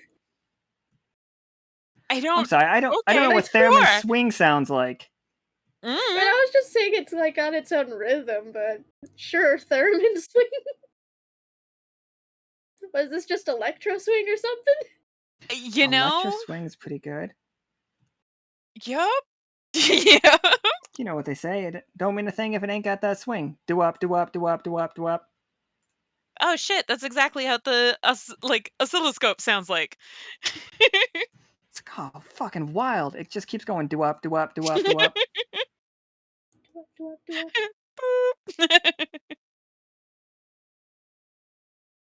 I like how I made you guys sing me a full song and I'm just like do up, do up, do up. Hey, it's That's better right, than Rupert. Mm-hmm. Alright, so we know that Laura has her EXO. Renic has some dice. Oh, what numbers would you like, Renic, before we get to the next part of the game? What numbers would you like to be my one, and what number would you like to be you guys' 20? Other 20. I mean, just because I think it's funny, I'm choosing 13 for both of them. Okay. You dog. 13 as a success. 13 is a triumph. Mm, For you, 13's a fail for me. Yeah. Like, not just a fail, a catastrophe. Okay, nightmarish. Yeah, just this one time. We'll pick different things later. Yeah, in the beginning of every game, you can tell me what those numbers are. All right, so they take you to their boat, and do you guys have any more prep that you want to do before we head off? It's very close. This city is the closest one to the abyss. Like, if you guys can't tell, like, it's literally right there. yeah. Can I oh, go ahead. Nope. You go first, because I'm not sure what I was going for. Well, let's see if we can play off each other because I have a can I call the bees like as helpers as I'm not sure how we're gonna actually get this experiment up and running and going, but I know like we can have several things vibrating if that's how it's going to be, right? Like crystals and whatever, and the bees can help make that happen because we got to have different emotions happening all at once, and I'm not sure how that's going to be, so maybe the bees can help be helpers. And I was about to, like, Caustic has the right of it right here, Ceylon. There's no air out there. They've got little suits for you and like their crew. oh, You can call bees, but I'm literally gonna plop them in the ocean. It's like we will literally see them die. all right, so we'll Not do the it anyways, bees. right? Not the beers.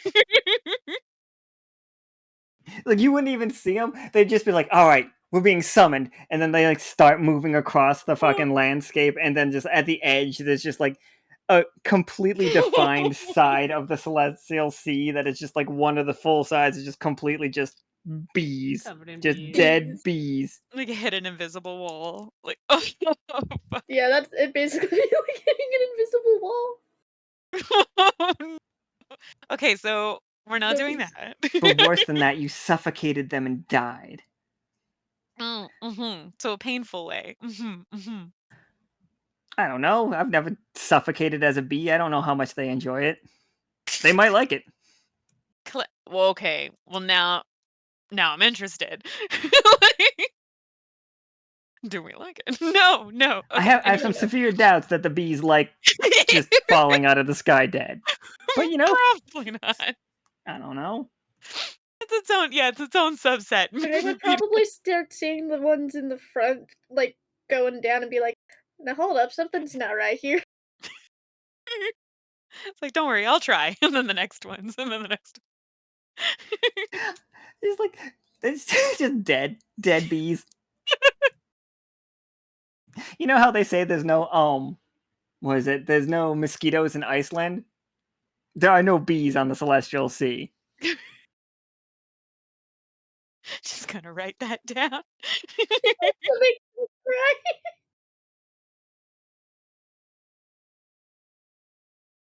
Whoop! I'm all out of ideas. Renic, what do you think?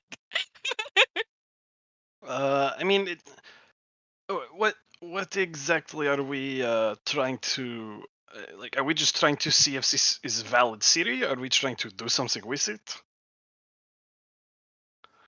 Are we just going out to the void and seeing what happens? I think that's a good question. Like, do you have a hypothesis for like what is this?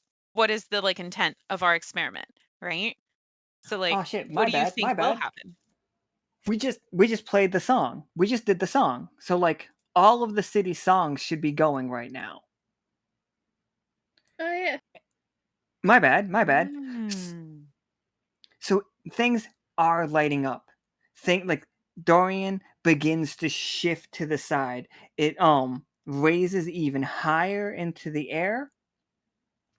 Like you guys can hear the water like rushing off of it. And like at the bottom of Dorian, like you are on a giant disc. Like Dorian is an absolutely massive disc with a city built on top of it. So is Lydian. So is Like, so is Haven, so is Ione. Mixel, we already know is a giant disc because we've been to both sides. Like, the area around Loker begins to shake, and but they're broken off of it, so that won't go. And then all of a sudden, it just stalls. Like, and it just and because because Pollux and Castor made that invention, you guys can see that there was another bit of the song missing. There's still something missing. But we've hit them all. This is all of them. It should be, but there's something missing. Can we just like do a rundown of everything, of like the frequencies we know? Really? Can we just like systematically, like test number 1, number 2, number 3, number 4, and you're trying to call a friend 11111 11112. Like, but it's dangerous in the abyss. So I don't know. Do we have a best guess? Uh, hmm. Well, if we look at can we pick up all of the city songs on this device? I believe so, yeah. So I mean, let me so look explain at- all the city songs for you guys. It's going to be a goddamn nightmare. Here we go. Haven City Song is mostly played on flute and drum, and it's like a marching band song. Like, it's a marching band theme.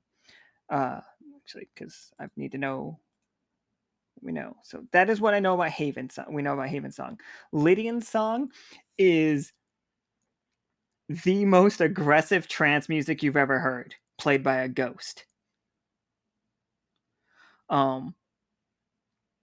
Ione Song is a jingle called Sexual Pizza. It was Sexual Pizza for something. What was the Sexual Pizza for? Sexual Pizza for dancing. Yeah, my bad. Hell yeah. Sexual Pizza for dancing. that just sounds Mixel- like an aggressive trance song. Mixels is almost like It's acoustic. underwater Gregorian chanting kind of deal is how I picture Mixels. And Loker's is vampire goth, basically. And we know Dorian's is electronic Electro swing. Yeah. Electro swing. Uh, So yeah, you can hear all those songs. well, so if we plot the magical resonance here, may I borrow your invention for a moment? Of course. And he pulls a chalkboard out of somewhere. And he just draws a diagram with all the frequencies overlaid on each other. There's clearly a hole right here. You see I don't know what this period is without more detailed measurements, but we are clearly missing something in this period right here. What? Where? Laura's just like, without making full eye contact with the jar, just kind of poking at it. Remember, there's another city. What? There's an. Wait, what? But we've been to where? Is it that one they No. think you are from? Keynote mentioned it, yeah. So we have to find it. And play the music. Megan's just like walking down with an armload of like guns. And she's just like, so I'm not ready to go to Phrygian. Like, I don't have a vessel that can take us there. I'm sorry, Phrygian? I assume you're speaking of the 7th city. Yes, this is supposedly what we are looking for. Oof, oof, oof. And she looks at the jar and she's just like, Phrygians is. I can help you get there. But It can't be today. I need a couple of days to prepare. We're But gonna you know have what to. it is. I know where it was. And Laura just thinks back to the musical episode, and when it hit, it's just I think I can pinpoint where it should be. Does it have anything to do with you breaking out into song in the middle of the ocean? Yeah.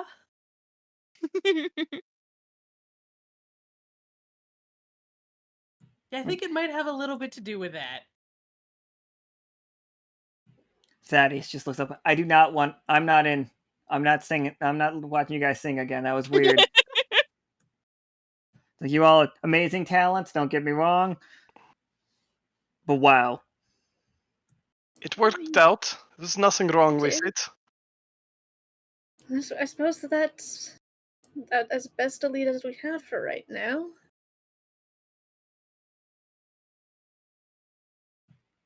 The boat's ready for the trip to the abyss if you guys are all set.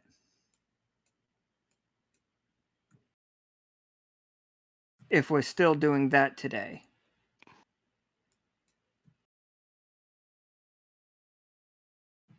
We get this research done, and I promise I'll take you to Phrygian. Yeah, one thing at a time. We'll just put a pin in Phrygian for now. Put a pin in it. All right then. Can we get closer then? So, experiment wise, lore, do you want to take the lead, like emotionally, what it should be, what your ideas of Phrygian may, you know what I mean? Like, nobody's going to get closer to, like, we'll follow your lead kind of thing in terms of like, and see if the experiment will get us somewhere. Maybe that's an extra little, you know what I mean? We have a lead Yeah. and like, let's follow it. So are Sounds we good. like Yeah. trying to echolocate this? But I think, yeah, but I think it's going to be, oh, can we use lore and in a way to echolocate where Phrygian actually is? Like, that's what our goal for the experiment could be. Ooh. I And we'll think know if it's like a good location because we'll get pure tones. Ooh. I think that tracks with the as balanced or as smooth background as we are going to get. I don't know, Laura. I don't presume to speak for you, but if you have any connection to this place, then performing some kind of broadcast from the abyss seems like our best bet to find where a similar signal is coming from.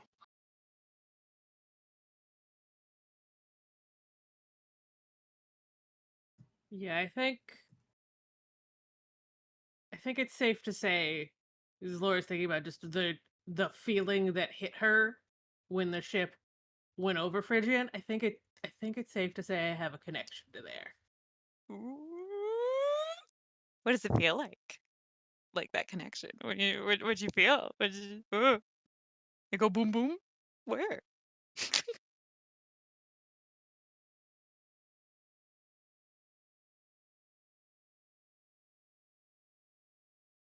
Part of it was like a fist around my heart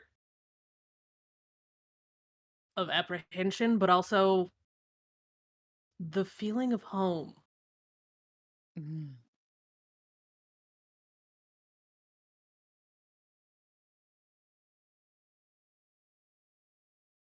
Well, that feels good. Yep, we got something to work on. Do we need anything else?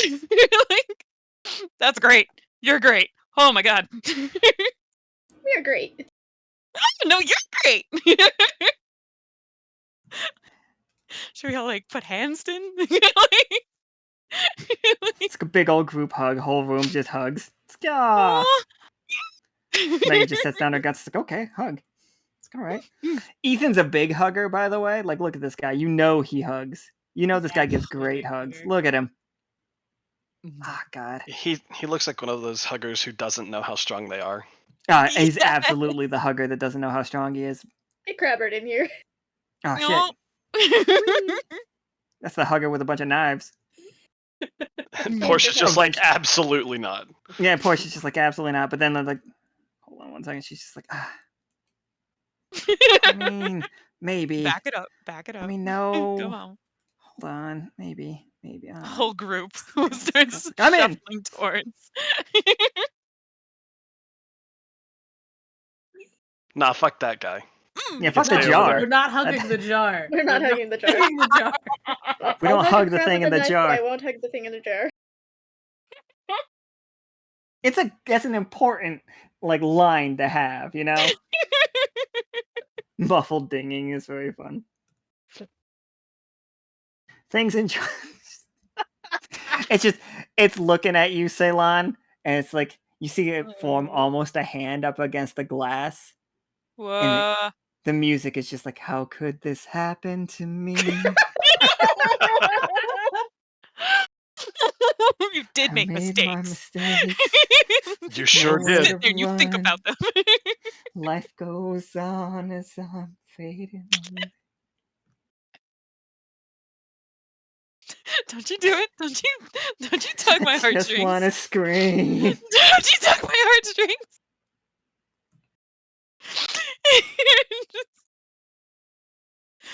I can't grab anybody, but I would like move the group a little over. No, we have a line. We have Away? a line. No, I would move them towards. I'm very curious. Like, right? Like, we don't know. Maybe like the sick and sea just needs a really big hug. I can promise you the end of the Sick and Sea arc is not the answer was hugs. Know that through rigorous testing. It's an experiment. You want science? This it.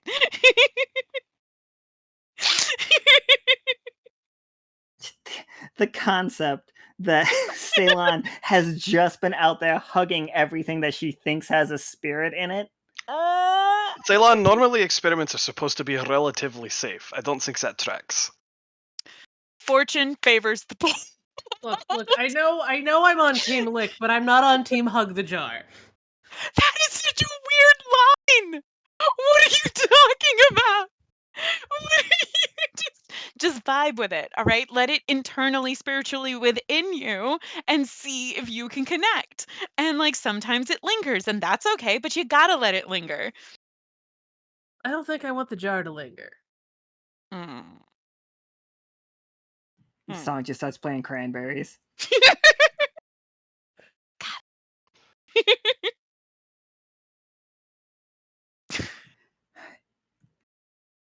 We're not hugging it. That's okay. We're good. We're right. It's just like 1, 2, 3, let's go. Destroy What do you our think? Well, on the enemies. boat. Just everybody runs. To the boat. Yeah. This is adorable. What the fuck? I love this background. Oh yeah, okay. So firstly, here's what that looks like, I think. But like everything's weird. Every single little these like dots look like stars, but like at a massive distance. Even as the water swirls as in like a tide pool, what's that called? Not tidal wave. Whirlpool. Whirlpool, thank you. The stars do not move with the water.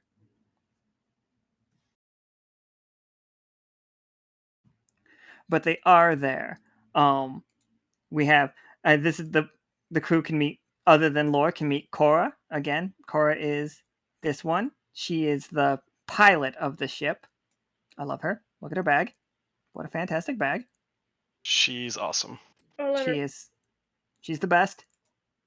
I made a bunch of characters today, and other than Bill, she's the best. I was gonna say she's But no Bill. She's pretty she's good. no Bill.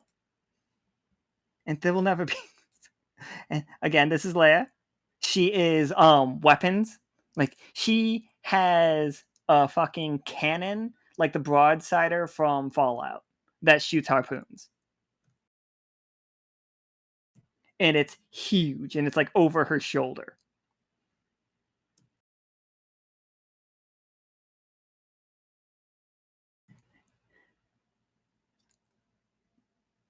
She is from the same side that Nyx and the Shaper and Amon are from. Is Cora. All right. So, what's our experiment? What's that look like? We know our goal is that with the pure tones of all the other cities, we're more easily able to like single out what the Phrygian city's tone is, so we can like quote unquote like echolocate it, and we're using lore to like as the head of that. That right? That was like the experiment. Okay, but like then how it looks, feel free. Yeah, I have no clue.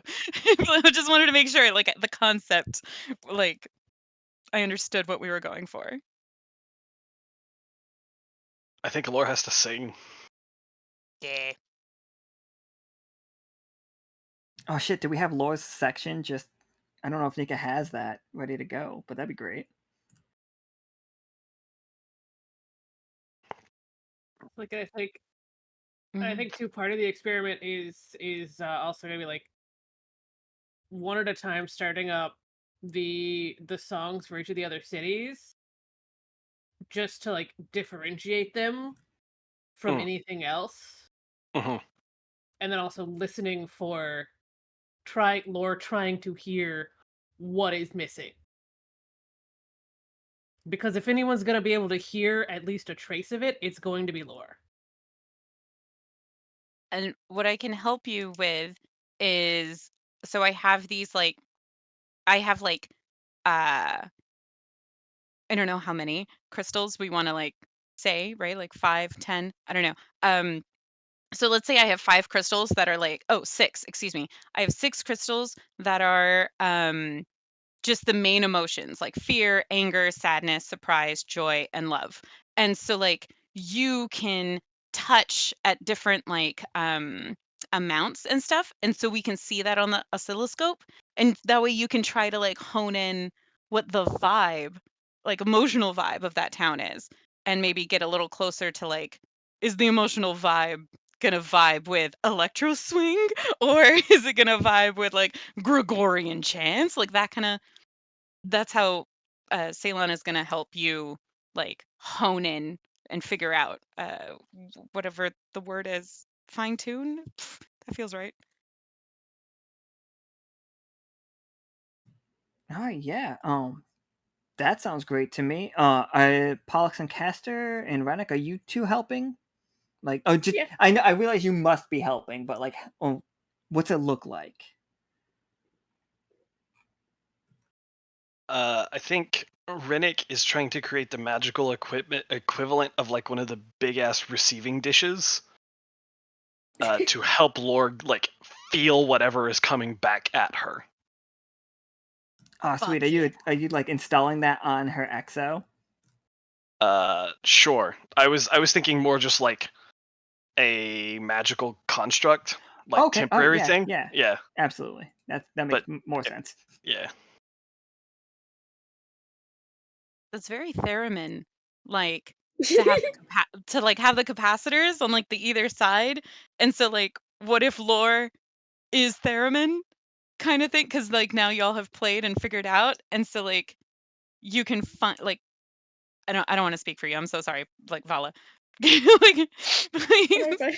like you have theremin experience now. And so, Yeah. like you can fine tune via the lore theremin. I know I was gonna suggest like they're doing whatever they can to fine tune things, so that works out perfectly.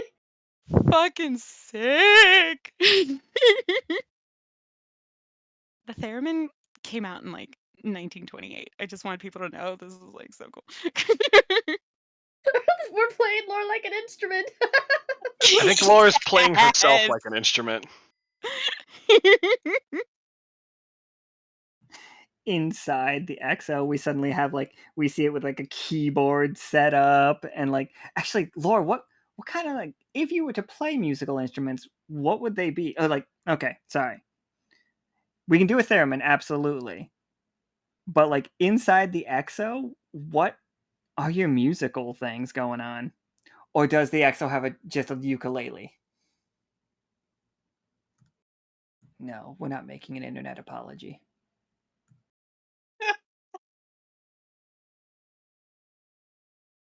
But while the idea of a ukulele is hilarious, Thank you. I appreciate that. No, you had it's a keyboard. There'd be a keyboard. Ooh. Oh, there's now a radio on her. Is it a keyboard or is it like an organ with multiple registers? Ooh.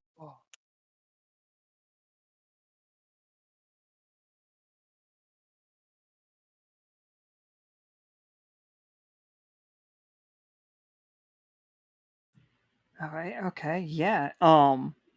So yeah, everybody roll me a 20-sider. Lore roll me 2.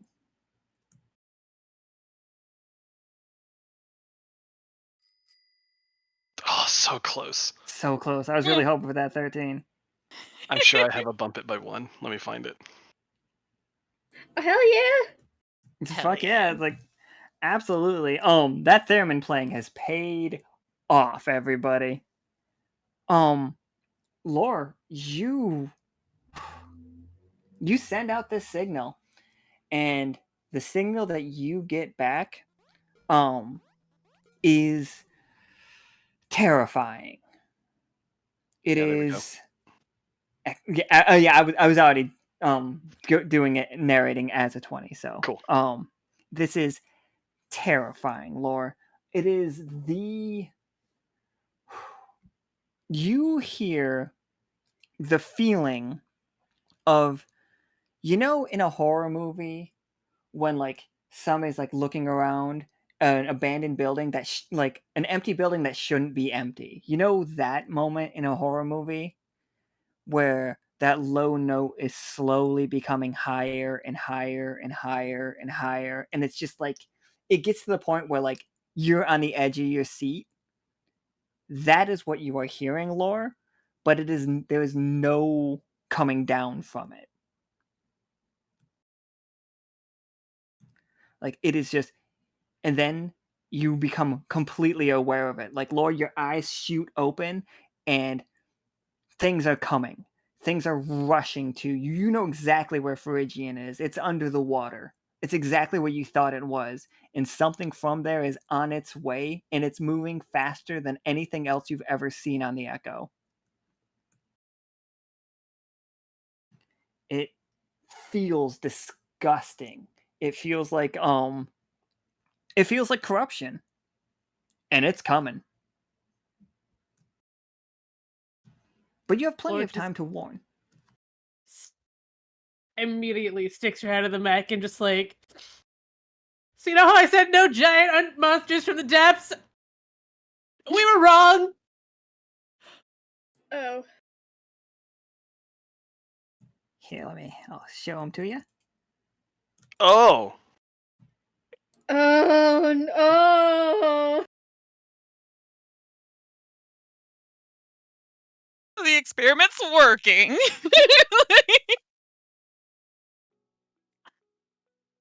You know how I said experiments are usually relatively safe? I eat my words a little bit here. Thaddeus jumps into like the closest thing that he can that like will hide him. Thaddeus is just in a barrel here now. Yeah, I don't. I'm not a fighter. Thaddeus.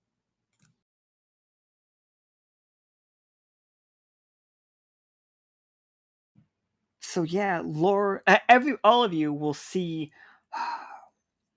Lore, it's like if a Leviathan was corrupted. Like it is leaking that disgusting magic to it. Like you don't feel any true connection with this thing the same way that you would have like if you had seen it like a real Leviathan, a regular Leviathan, like your pet Leviathan. You guys got a bond, there's a connection to it. Like you understand it. This is not that. Not even that it's like not a little bit that, or like, oh, it's been a changed one. This is completely not that. I need you guys to feel okay about killing it if you want to. Like, also, these are bad. These are. Remember when I described the corruption from Loker more like a cancer than a creature? The sea has cancer. We now call it the Big C.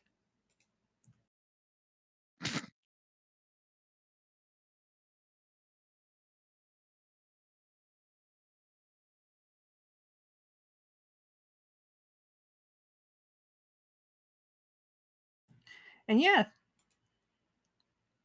Yeah, I think Lore seeing this, knowing what it felt like when the ship went over Phrygian, and knowing what it felt like the last time she was face to face with a Leviathan, just like feels for a moment the opposite of like that feeling from Phrygian. So instead of feeling home and it like this is my place, she feels like despair so deep that it's like something just grabbed her heart and ripped it out. Because this shouldn't be. oh, absolutely.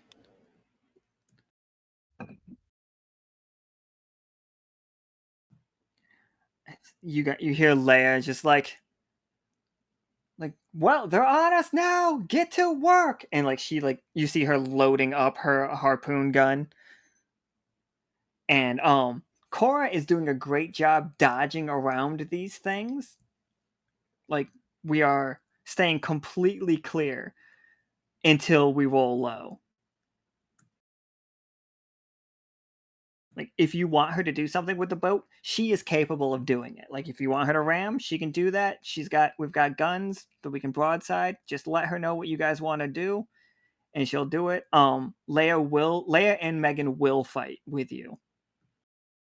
Thaddeus is in a barrel, and I'm not hurting Thaddeus unless the whole ship goes down.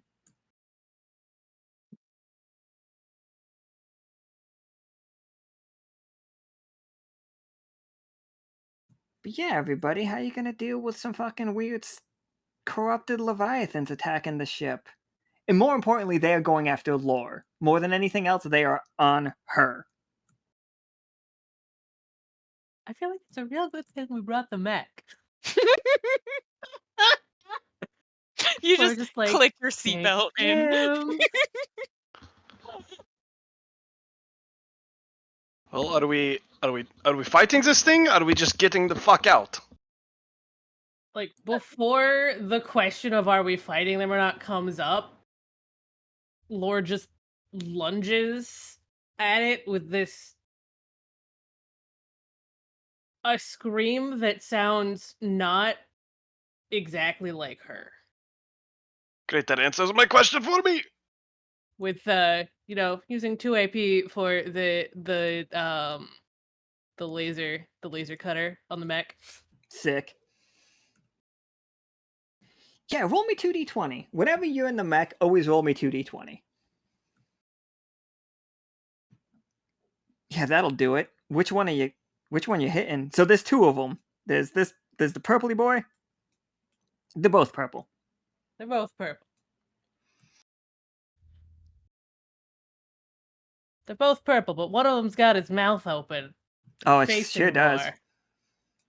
It's also in the corner, so you don't see the hard fucking line on the side there. Just me pretending that it all like makes sense.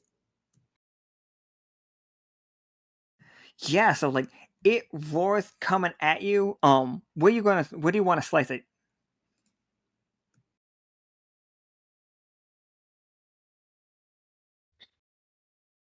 I'm going for its neck.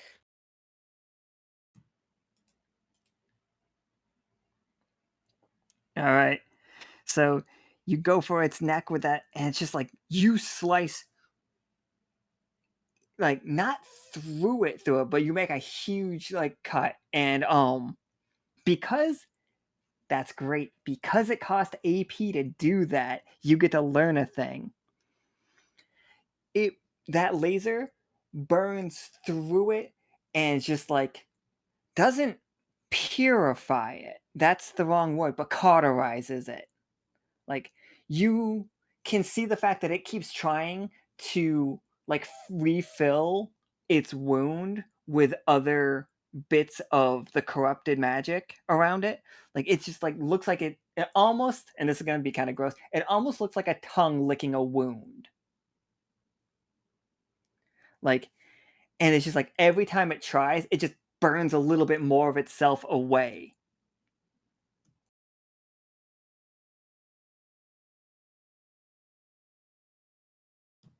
So yeah, you get to learn that these things do not like magic, and magic to them is anything that you have to spend AP to do.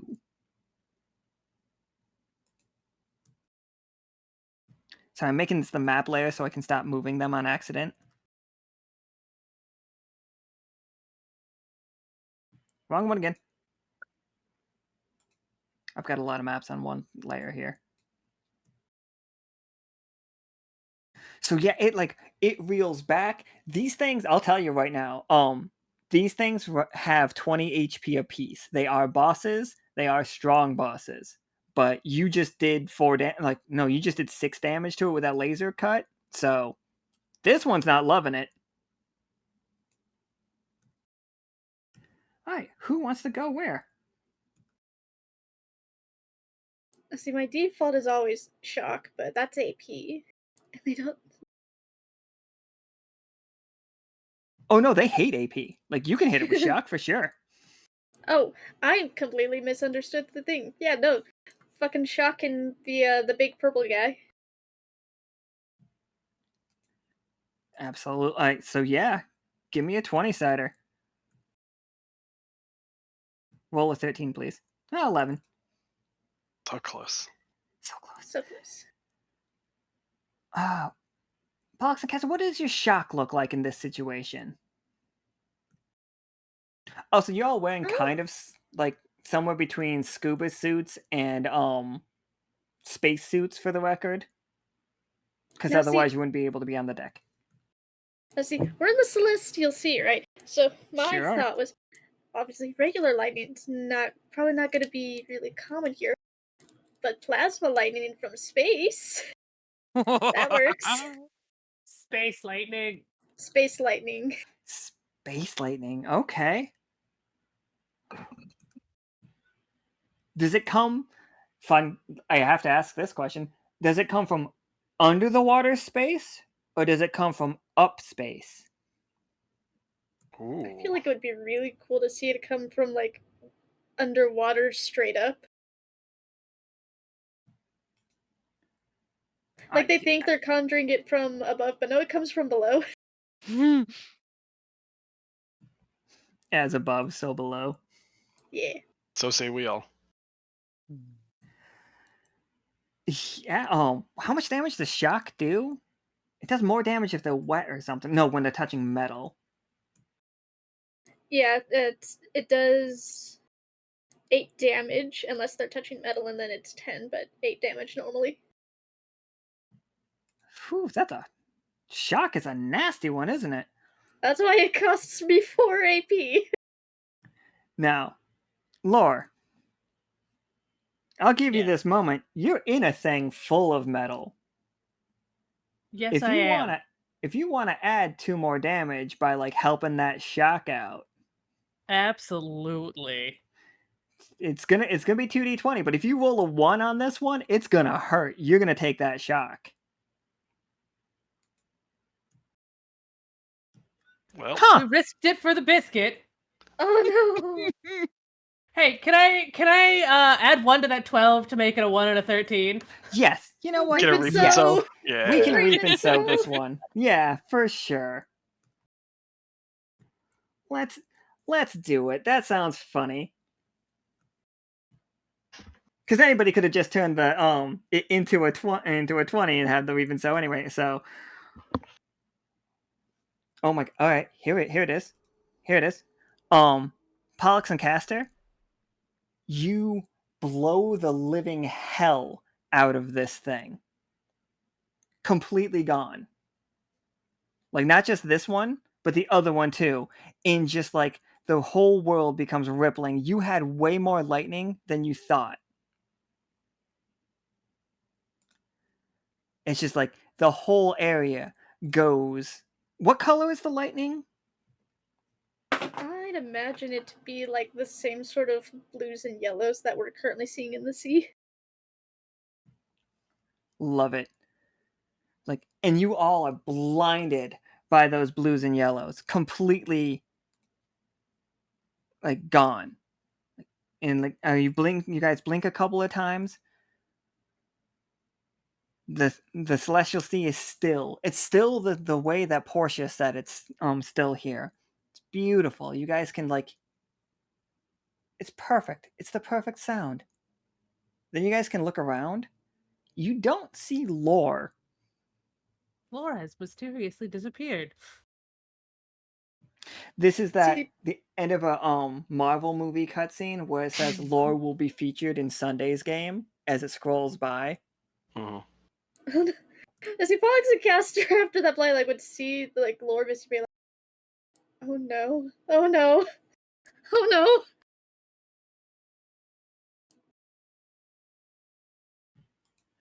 Hey, Lore. It has like a weird monstrous leviathan swimming through the celestial sea. Like you know where home is. Like almost like a goose flying south situation. Like you barely have any amount of yourself tangibly left right now. It's just pure drive.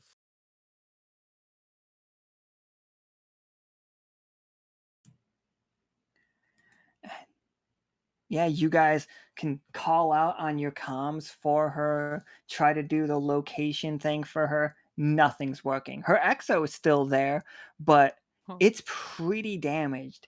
It looks like Lore must have just became like 10 times her size and ripped herself free of the exo. It's repairable. Don't worry, Lore. I'm not going to break your Oh no, exo no. unless. Yeah.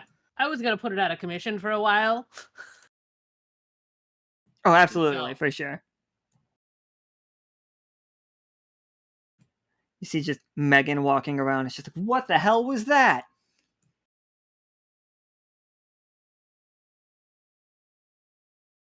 Crabbert in the mech, just the only time he's ever looked mildly concerned.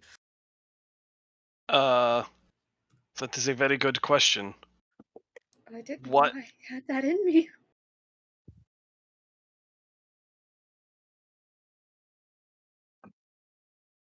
Uh,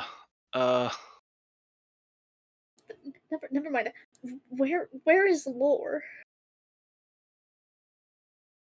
No, not never mind. That was amazing. You just feel it. Feel that power. Feel that emotion. You're great. Hold on to that. Just so proud of you. Oh my god. Okay. Now where do we think she went? Which way? Roll me a 20 setter. See if we like actually echolocated. No, tough choice isn't the end of the world.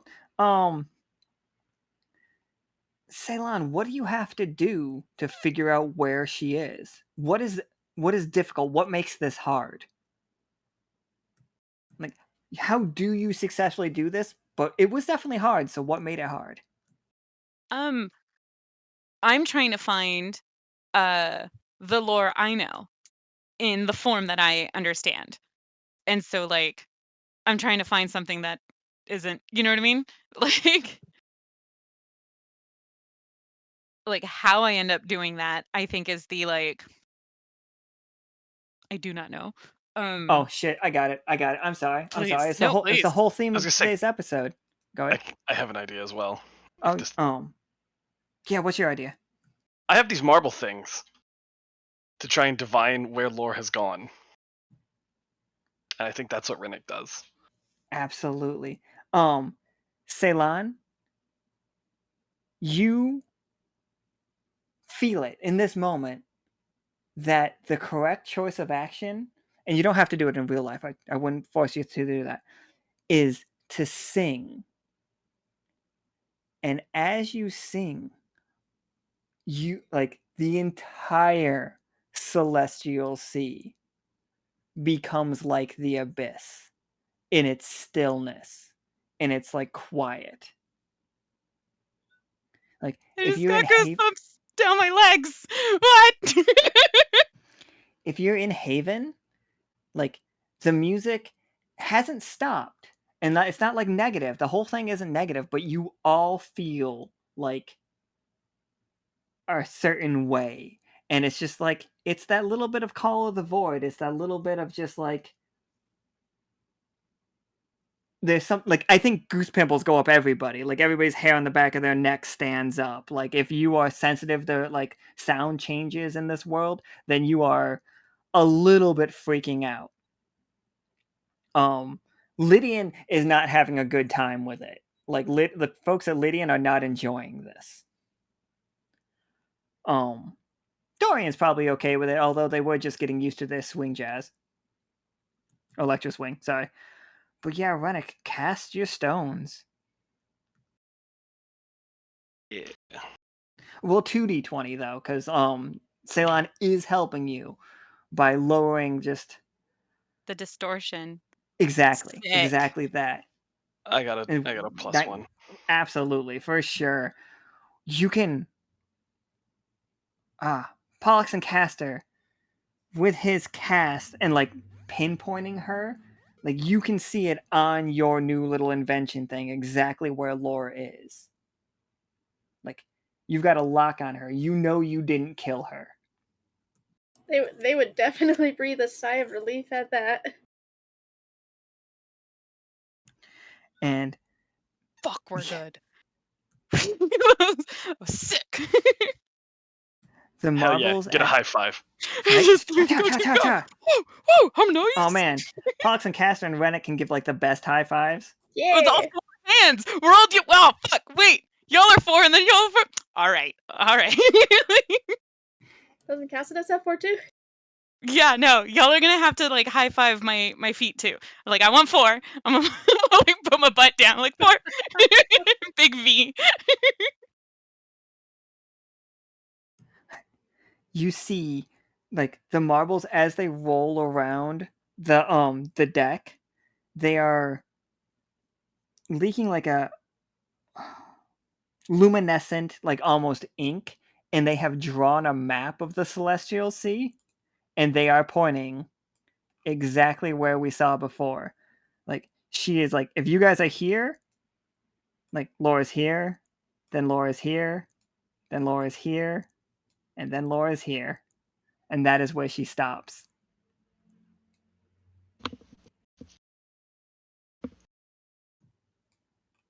And like Megan's just like, that is dangerous.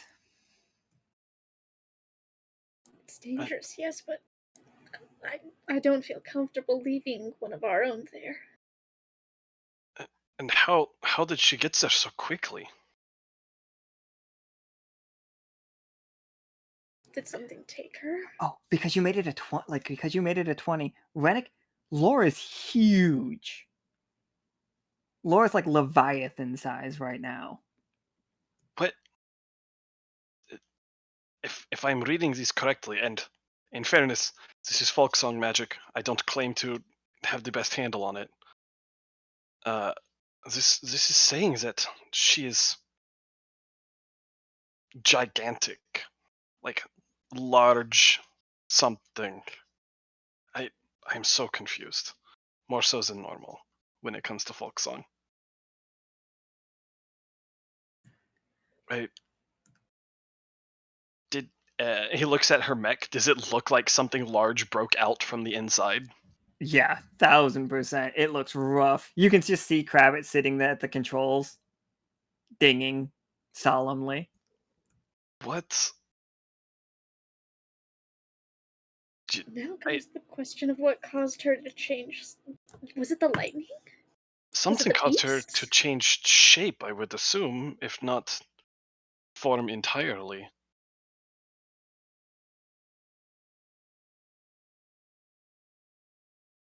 Was That it is how concerning. opposite like the creatures were to her? Like I don't know. Like I'm trying to like scientifically like did the experiment cause something and then the creatures like you know what I mean like cancel out and then this new thing in shape is different cuz like she's now something else. I'm not sure. I don't really know what happened. It's like, all right, what does the data show? Like, we go to the oscilloscope. Let's go to the Maybe tape. there's something. Yeah, literally. Absolutely. Yeah, for sure. You go to the tape, you listen to it, you watch the thing on Pollux and Castor's little thing, the waves. And yeah, it's the opposite. These were not Leviathans. And in the moment of them arriving, coming to face with an actual Leviathan, like you see Laura's like line on the tapes of it, like as Laura was singing, and like her frequency was the exact opposite of when those creatures showed up and like did their roar. Like like the exact down to like the littlest detail. And in that moment of using so much AP all at once because shock costs a lot to do, you did it. You infused another creature with a spirit. That other creature was just lore. Oh no, what have I done? We're such a success! Everything we do is gold! This is magic! Yes! I mean, Science, bitches! This is I mean, certainly it's an achievement, yes, but what if we can't get lore back? What if lore is stuck like this? To be infused with a spirit? How awesome! What do you...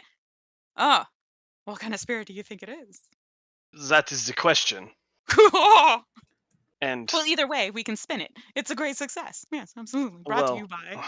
presumably we have to find her first. Hmm. Although I say find like we don't know where she is. We have to retrieve her? I don't think that is the word I want to use. Megan's just like, if we're going to Feringi, we're going to need two things. First, we're going to need to read up on it. Read up on its history. Like, know the stories of the place. I know you're worried about your friend, but if she is as large as all that, she has a better chance down there than we do right now. So, get your best historians and get them to Dorian. Renic turns and looks at the quivering barrel and knocks on it. That's you, Sadius. Thaddeus pokes his head out. He's just like, oh, yeah, okay. We good? Oh, he crawls out of the barrel. He's like, excellent. Puts his bowler hat back on. It's good. I'm safe. Whew. Okay.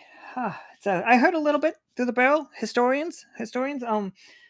I have done great work with Katori in the past, and we should get that Isaac fellow. Anybody else who has good knowledge on spirits, somebody that has an eye for detail, if you will, would be good. Was And that the joke about Isaac? Or not that was Isaac? yeah, Erwin. Erwin. Erwin. And then we're gonna need somebody with a little bit of track record chasing down like larger spirits.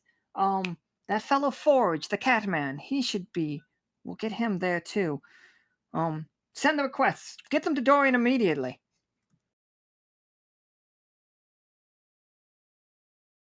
Renic immediately gets on the communicator and is like, okay, so we have a problem, but we also think we have a solution. We need these 4 people to meet us at Dorian.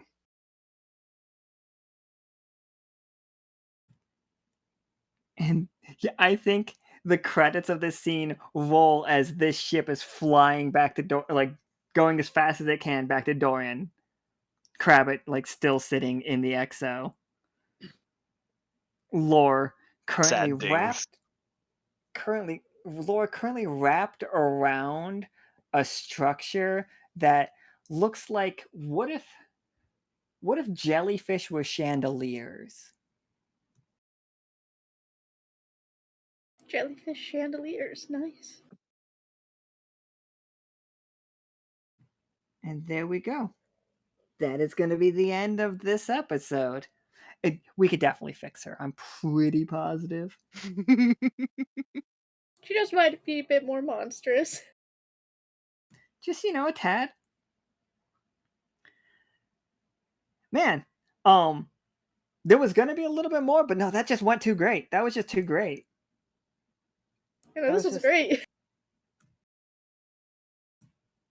Well, we blew up the lore.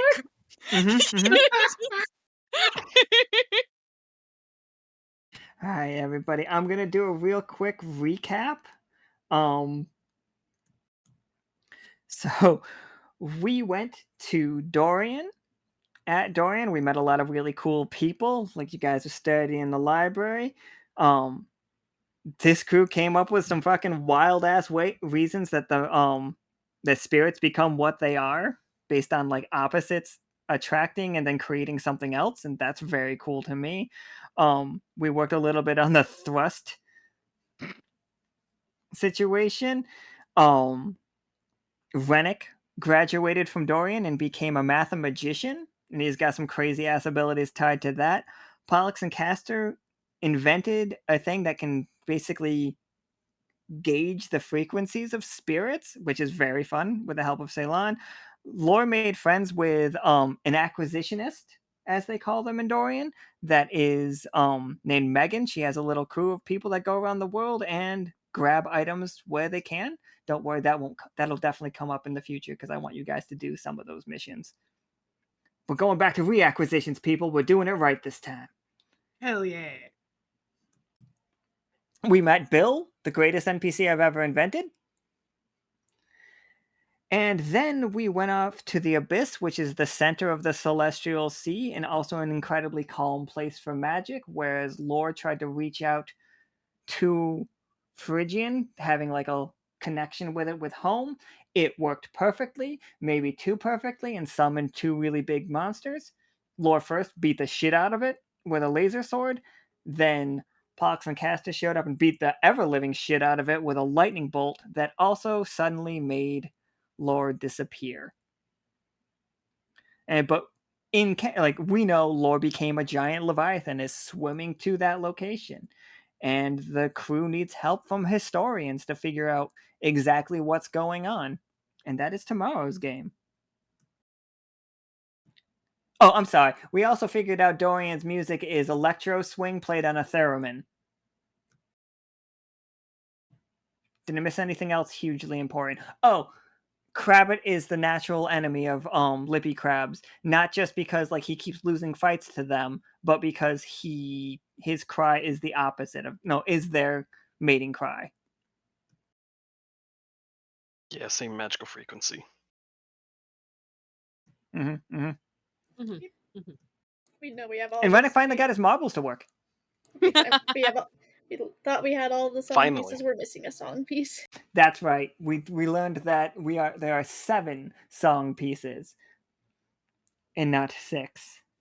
It's like, I love the fact that the very first game that we showed this map, Laura was just like, "What's here?" Man, I wonder what's over here.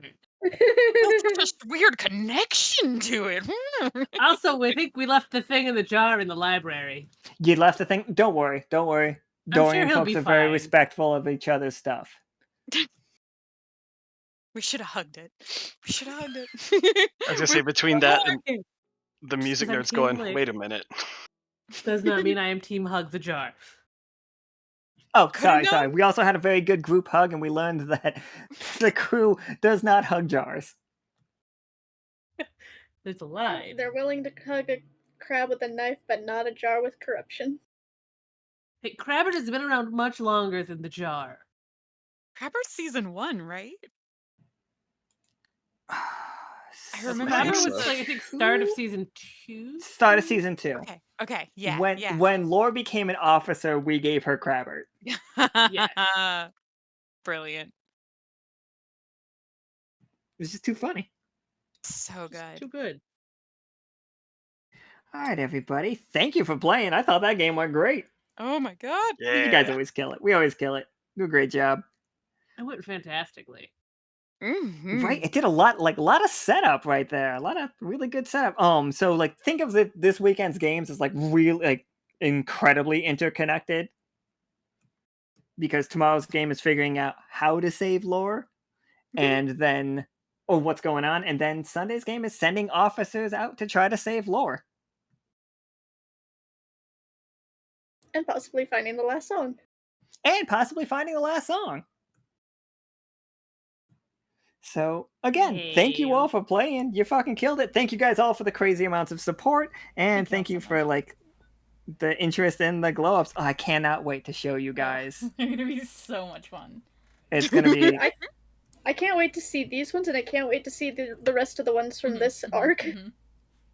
Oh my god, I can't I wait. really want to see I can't wait till Assyria. I can't wait till you guys see fucking Forges. Oh, Oh man, I can't. I We'll can't see wait to see Forges Forge. I tomorrow. can't wait to see Pym. I can't wait to see Assyria. so now you guys have a better idea of what the people are dressing like in in Dorian, because some of them are very like nerdy scholarly, and the rest of them are all just fucking treasure planet. Sick. I love it. And, Laura also is going to be, getting a shiny new coat. The tailor might need to do some extra work on that now. Right. And now I have to invent that tailor. It's not gonna be Something whale skin anymore. It wasn't whale skin. It wasn't it was whale skin. It was red cap. red cap. Red cap. Oh, dang, such good tutorial choices. And it's still Ugh, going to be Laura's so red cap. We're just, Laura's just taking the cloak to the tailor. Laura's so cool. Fuck. So thank you guys all so much. Alright, we're gonna heck off here. We'll see y'all tomorrow at normal time for Katori, Erwin, Isaac, and Forge. Should be a good time. Bye forever. Bye forever, Bye everybody. forever. Bye forever. Brr.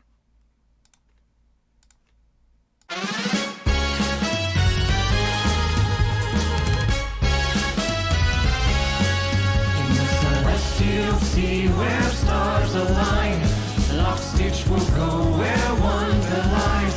Its specialist crew, a beacon of light, will work to unravel secrets entwined.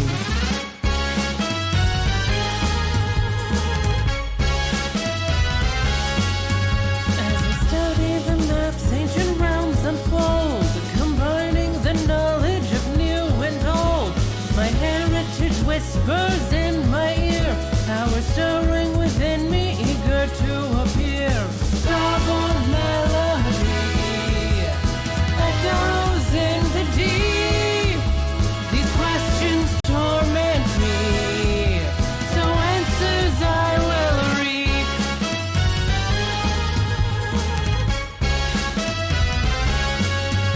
In the mirror's reflection, I always stand tall, but I'm not yet ready for my final call. My training must vary and skills must grow before I bow out of my cosmic show. Starborne melody echoes in the deep, awaiting comfortably to forge my masterpiece.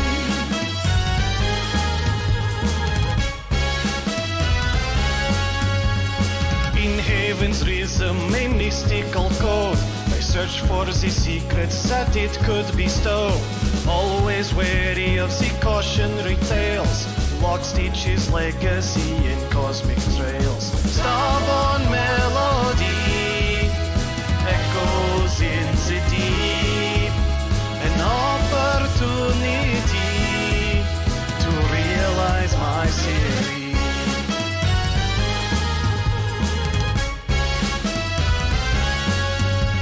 We yearn for a home in the stardust light, searching for answers we long to know. Liminals call a curious delight. We were drawn by strange signals in the starry night. Starborne melody echoes in the deep. Our curiosity and all our cosmic dreams.